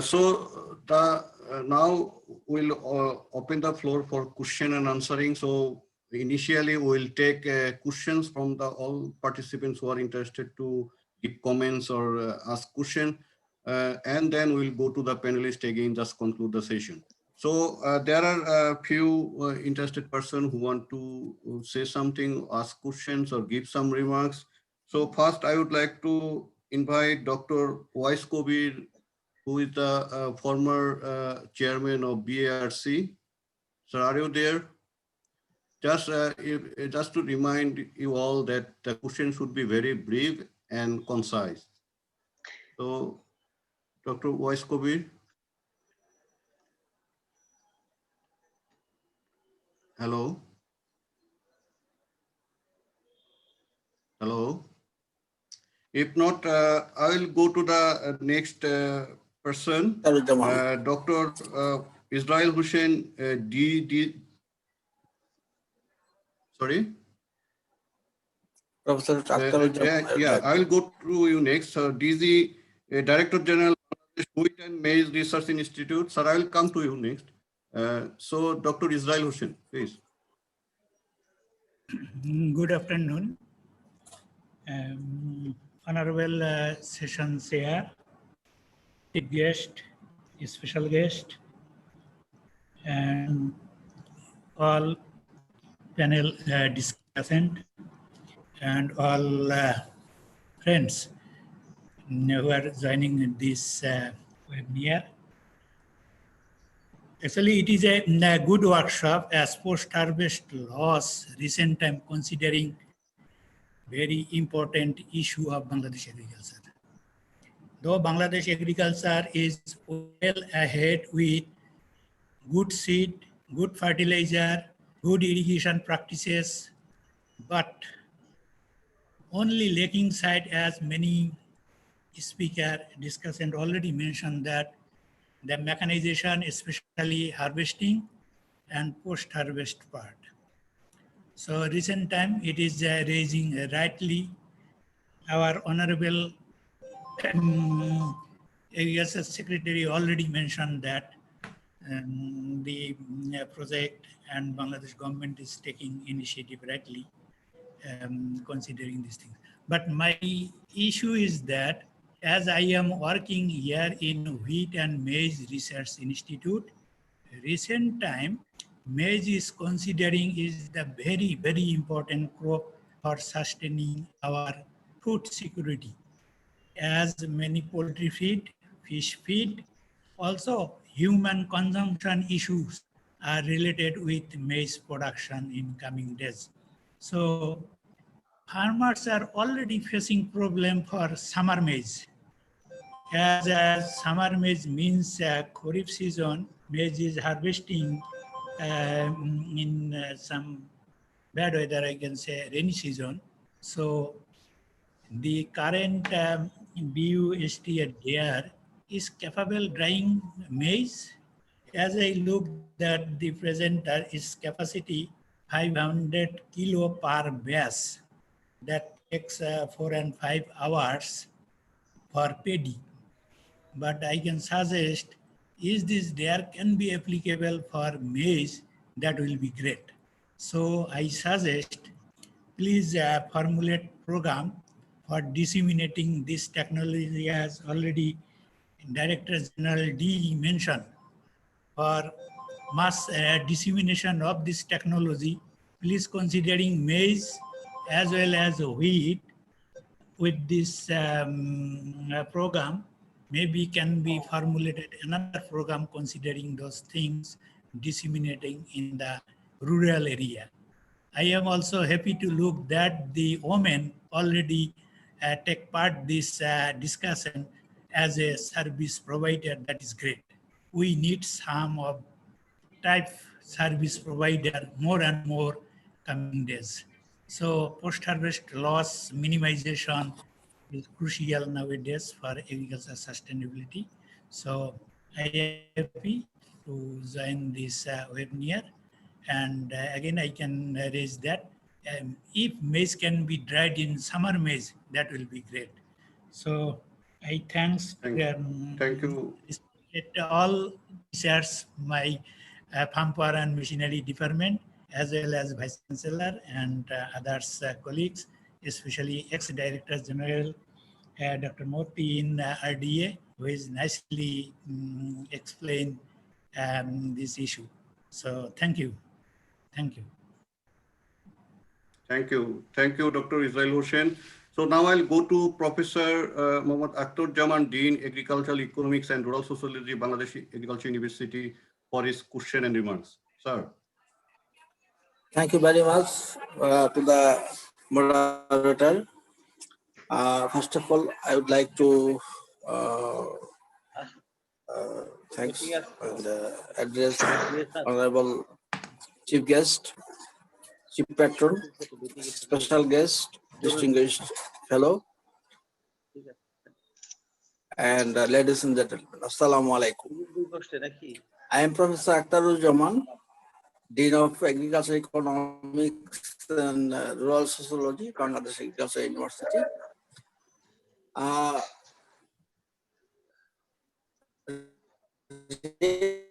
It's a very good work and timely work. And this year, harvester, then Bangladesh,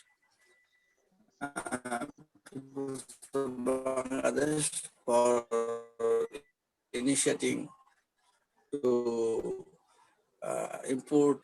Now I would like to go at least 15 years back. In 2004, I had a chance to work with REPI, research on farm power issues, which was led by the Professor Aisharkar and Professor Jauddin Ahmed. In that time, I had an opportunity to work with B.K. Balasar. He was also the consultant in engineering part, and I was also partly consulted as an economist. So in that time, we have worked on the drying machine actually. There are 3 types of drying machine in that time.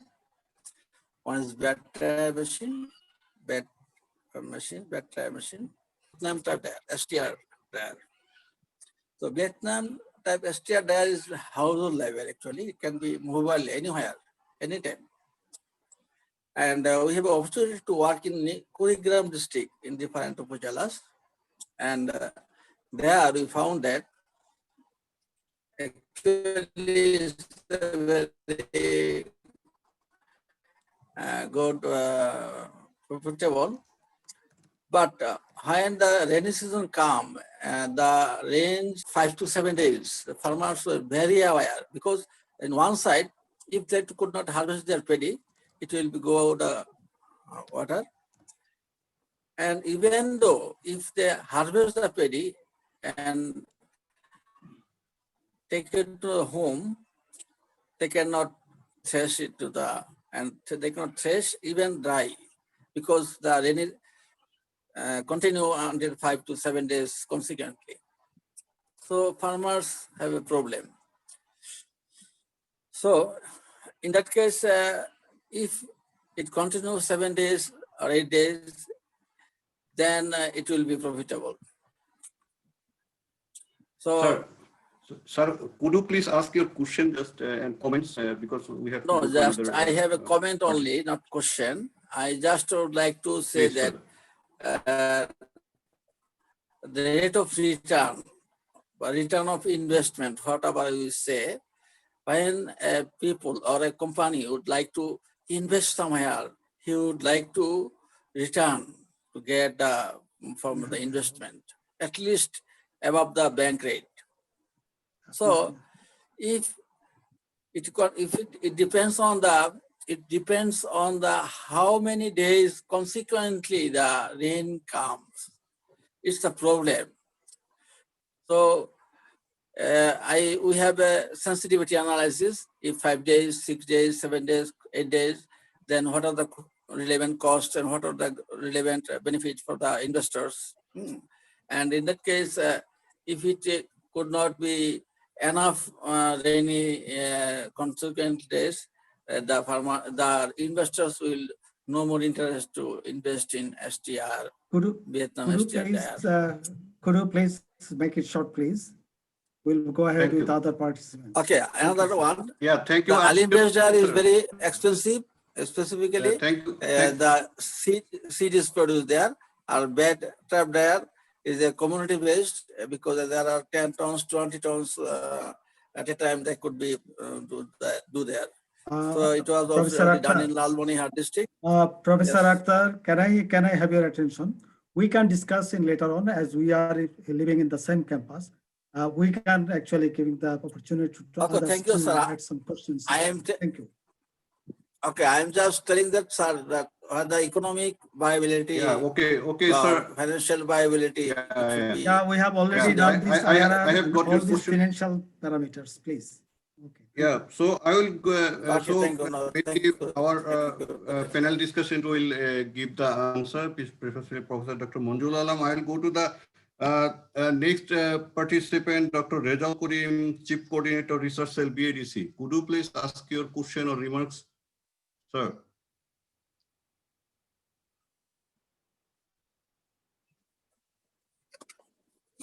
Dr. Rezal Karim.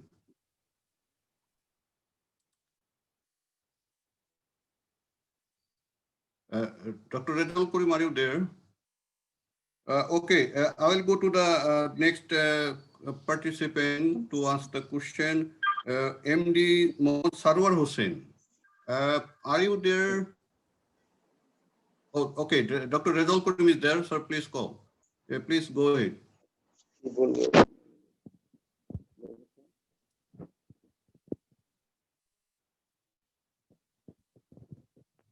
Okay, he's in the phone. So, Mohammad Sarwar Hussain, are you there? Hello. Assalamu alaikum. Okay. Yeah, please go ahead. So please be Assalamu alaikum. And give your. Yeah, we can hear you. We can hear you, Dr. Karim. With the honor of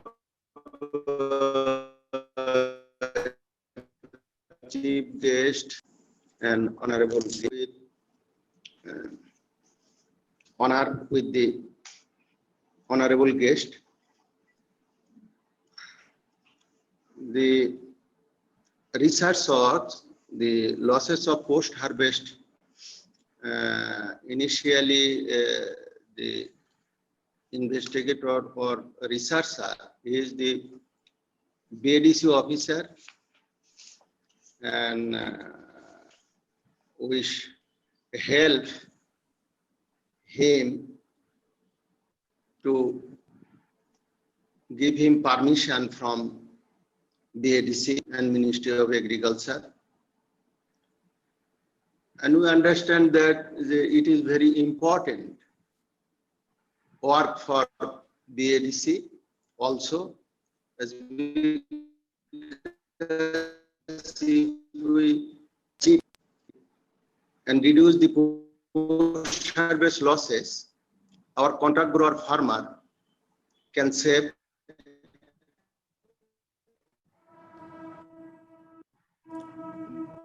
their money, cost will be reduced. The price fixation of the seed is because our farmer have the every time when we cost calculation, production cost, preservation cost, and procurement cost, then cost will be high. And when we fix the sale price, then it will become beyond the capacity. Mohammed Abdul, can you mute your phone? Okay, please. Purchase capacity. So ultimately, where every time to the farmer, if we able to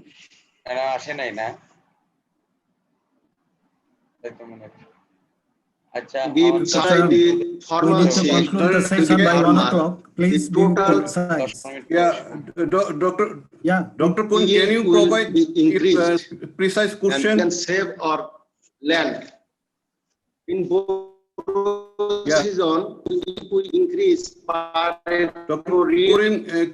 15% by the quality, to the then we can release in winter season 1 hectare land.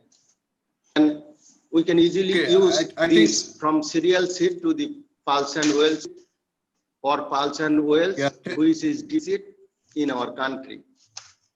So it is very important. Thank you very much. Technical problem which was remarked by our Director in Horticulture, Nurunnabi Sarder. We are thinking about this. Hope we can overcome with the Chief Investigator, Dr. Monjurul sir, and able to overcome the setting the system to collect the sample. And I know maybe without collecting sample and checking the seed, we can overcome the season and no need to collect sample. Okay, thank you very much. I think if we show we have got your question. If we set it properly, I would like after the Dr. Chayan, I think we need to conclude the session by 1 o'clock. So please just and go to this thanks all concluding and session. I appreciate this resort, but we will try to observe and continue the next time. We have many problems, so we try to.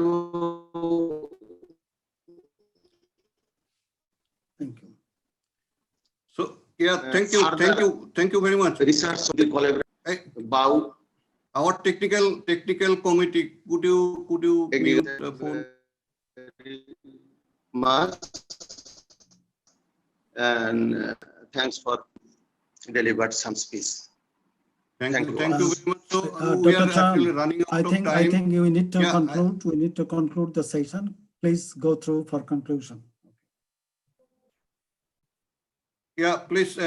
Sorry, there are many hands raised, but we cannot take any questions. So if you have any question and suggestion, please put your questions and suggestion in the chat box.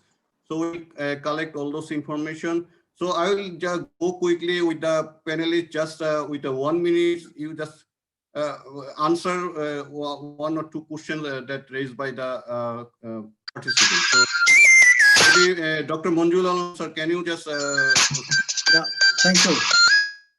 Thank you, Professor Chad. Some of the questions raised, actually, the way that the BADC dryer can be used for any other cereals. Actually, the dryer is designed for the cereals, not only for the paddy. We have tested the maize, we have tested some other crops. So this dryer can dry and suitable for all the cereals. So that is the one of the area. And in I know that there are some of the concerns, so we can actually take it personally. We can talk it later on. So what I like to conclude from my side, that is, we need strong partnership among the research institutions, academic institutions, the public sector, and the private sector. A strong partnership with the R&D, with the promotion and marketing. So that will actually establish the technology in the field, and that will give us an opportunity to harvest the what I call the opportunity at the fullest. So thank you, Dr. Chayan. Okay, thank you very much. So we don't have time to go to the other panelists right now. So if you have any questions or suggestions, just put in the chat box and or contact us. So we'll try to answer all of your questions. Due to the time limitation and power cut, we need to finish. So so now I'd like to go to the closing session and for the closing remarks. So in the closing remarks, we have Professor Dr. Nurul, who is the Dean of the Faculty of Agriculture, Engineering, Technology, and convener of this Dean Council, Bangladesh Agriculture University, Mymensingh, to convey his concluding remarks. Sir, Dr. Nurul, sir, yes, thank you, Chayan, Professor Chayan. Honorable Chief Guest, Chief Patron, Special Guest, Session Chair, respected keynote speaker, Director General of DAE, Member Director, Chief of BADC, former Director General of RDA, Executive Director of ACI-Motors, academia, and scientists from home and abroad, representatives of development partners, participants from public and private sectors, distinguished guests, ladies and gentlemen. Good afternoon to all of you. It is great opportunity for me to be present in this very exciting annual workshop on appropriate post-harvest practices, a keynote to reduce post-harvest loss in Bangladesh, and panel discussion on securing food to millions by post-harvest loss reduction. I would like to thank the organizer of this workshop for inviting me in this dignified event. I like to say one thing, that loss is waste of cereal products, which degrade our environment also. And this loss is to the quality and also the nutritious value of products. The title of the workshop is appropriate and demand-based. This workshop provides a useful platform to exchange the information, ideas, and experiences, and lessons learned from the project. I strongly believe that the research findings of the project and the recommendation from the panel discussion session will contribute significantly for sustainable development and food security in Bangladesh. Bangladesh is predominantly an agricultural country, and the agricultural sector contributes about 12.68% to the GDP, which is equivalent to Taka 10,739 million in 2019. Mechanized crop production and reduction of post-harvest loss through adaptation of modern agricultural machines and drying and storage technologies would have improved the contribution of this sector. I'm happy to say we are producing graduates from the Faculty of Agricultural Engineering and Technology from BU who deals with mechanization and storage in agricultural sectors. BU's STR dryer, which is developed by this project, is efficient, portable, cost and loss saving, and found suitable for farmers and traders. youth entrepreneurs may find this technology attractive and profitable income generating opportunity. Hermetic storage bags for storing grain and seed have been an alternative to other traditional methods of storage. The hermetic storage bags protect grain and seed from insect infestation and maintain constant moisture content over a long storage period and retain germination above 90%. The Post-Harvest Reduction Innovation Lab Bangladesh project has successfully innovated, adapted, and disseminated sustainable, appropriate drying and storage options for farmers and small agro entrepreneurs in Bangladesh. I must congratulate our BAU colleagues involved in this research project led by Professor Dr. Monjurul Alam for their tremendous enthusiasm, sincerity, and hard work, which will definitely contribute for upholding the livelihoods of rural farmers as well as achieving the sustainable development goal through ensuring food security. I would extend my deep gratitude to the Feed the Future program, USAID, USA, Kansas State University, University of Illinois, at ADM, at Urbana-Champaign, USA, and other organizations who are directly or indirectly involved in the endeavor. My sincere thanks and appreciation to the chief guest and the chief patron, the special guest, the inaugural session chair, the keynote speaker. Many thanks to learned panel discussions, distinguished participants, ladies and gentlemen, for their cooperation and active participation in this workshop. Thank you very much again for giving me the opportunity to share my experience in this August occasion and patient sharing. Thank you. Thank you, sir, for your support and nice deliberation. So we are almost close to our workshop. Now, I would like remarks and close the session. Sir. Thank you, Professor Chayan Kumar Saha. Honorable Chief Guest, Chief Patron, Special Guest, Session Chair, Keynote Speaker, panel discussions. It is a great pleasure and privilege for me to be present in this exciting PHLIL-Bangladesh Virtual Annual Workshop 2020 on appropriate post-harvest practices, a key to reduce post-harvest losses in Bangladesh, and subsequent panel discussion on securing food to millions by post-harvest loss reduction. I would like to thank the organizers of this workshop for inviting me in this August occasion. The theme of the workshop is timely and demand-based. This workshop provides a useful platform to exchange information, ideas, experiences, and lessons learned of developing countries like Bangladesh.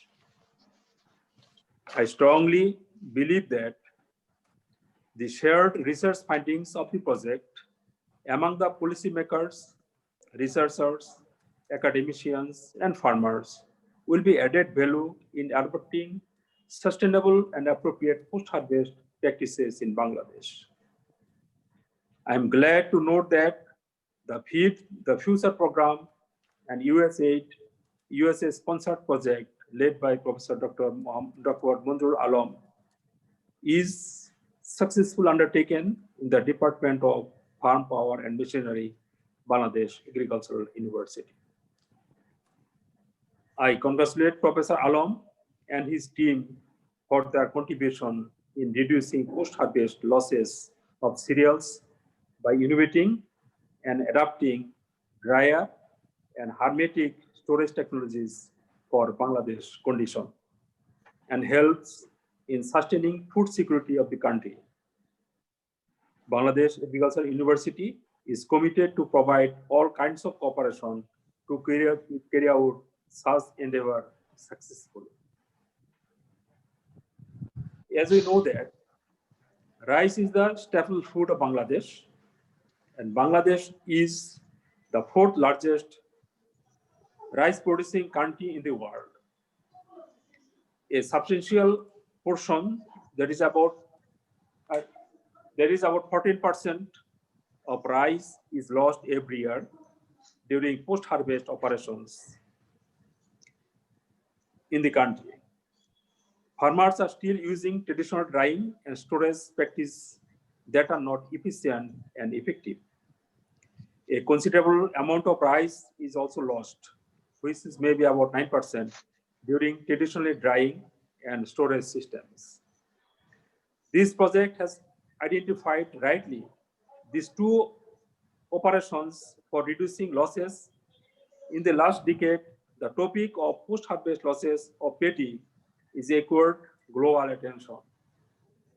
So far I know, the main goal of the project is to reduce post-harvest loss at least 5% from the present losses that is existing 14% by adopting improved drying and storage technologies.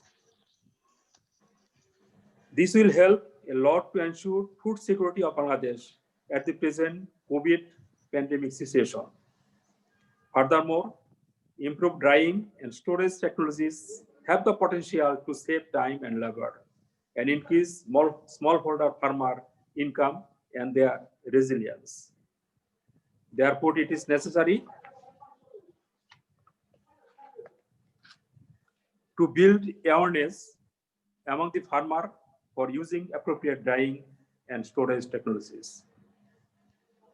My Bangladesh Agricultural University colleagues involved in this research project are highly committed to quality research and dissemination of findings among the farmers.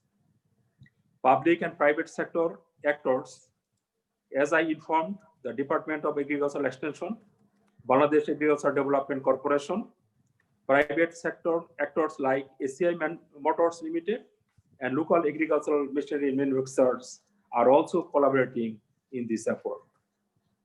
I strongly believe that the combined effort of government and private organizations will definitely uphold the livelihoods of rural farmers in the country.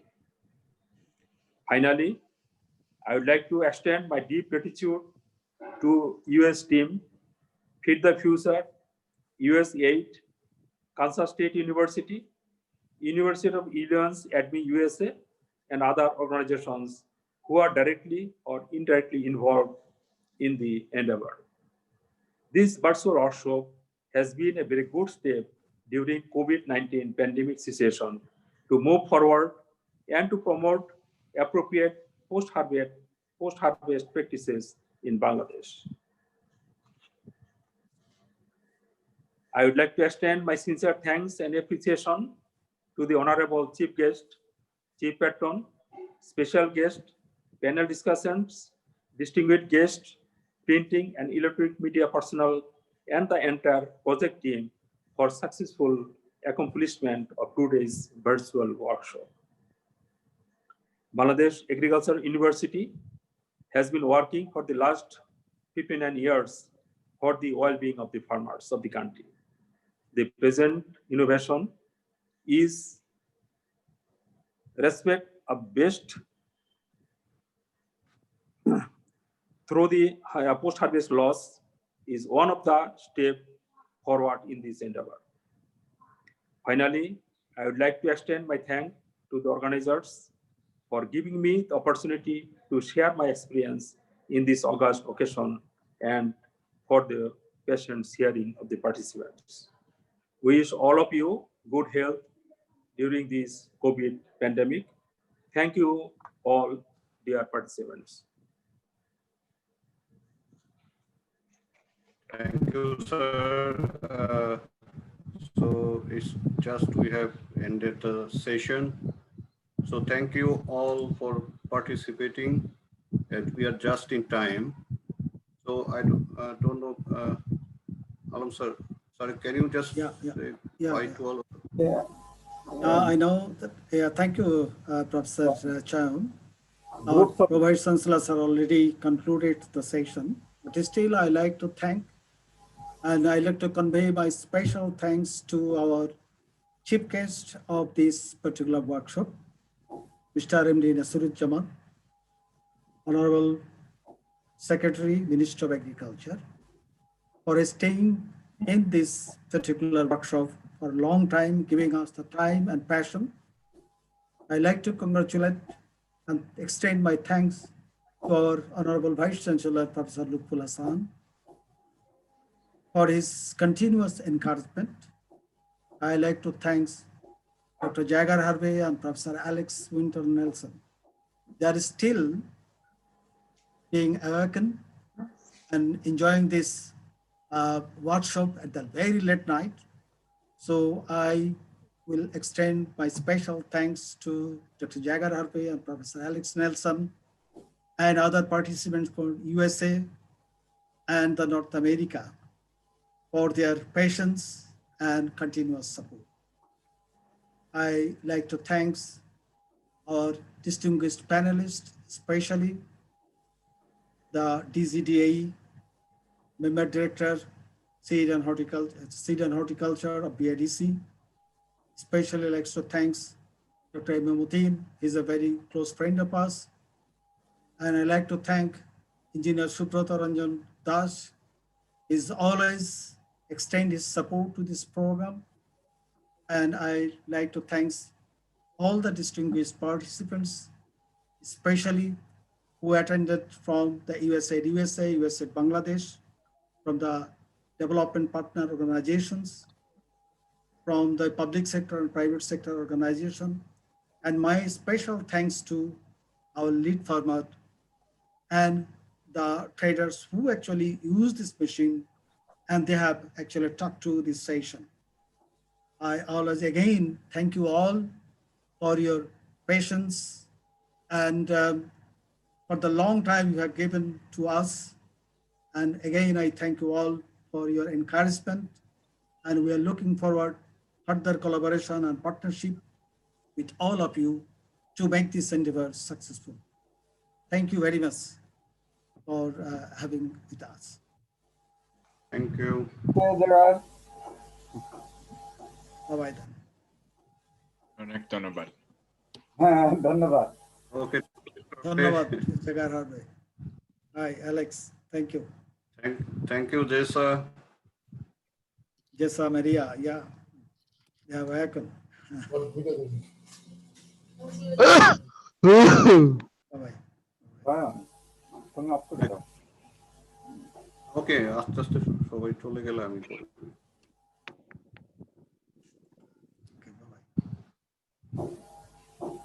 So thank you all. Thank you. হ্যাঁ, কি কথা হচ্ছে?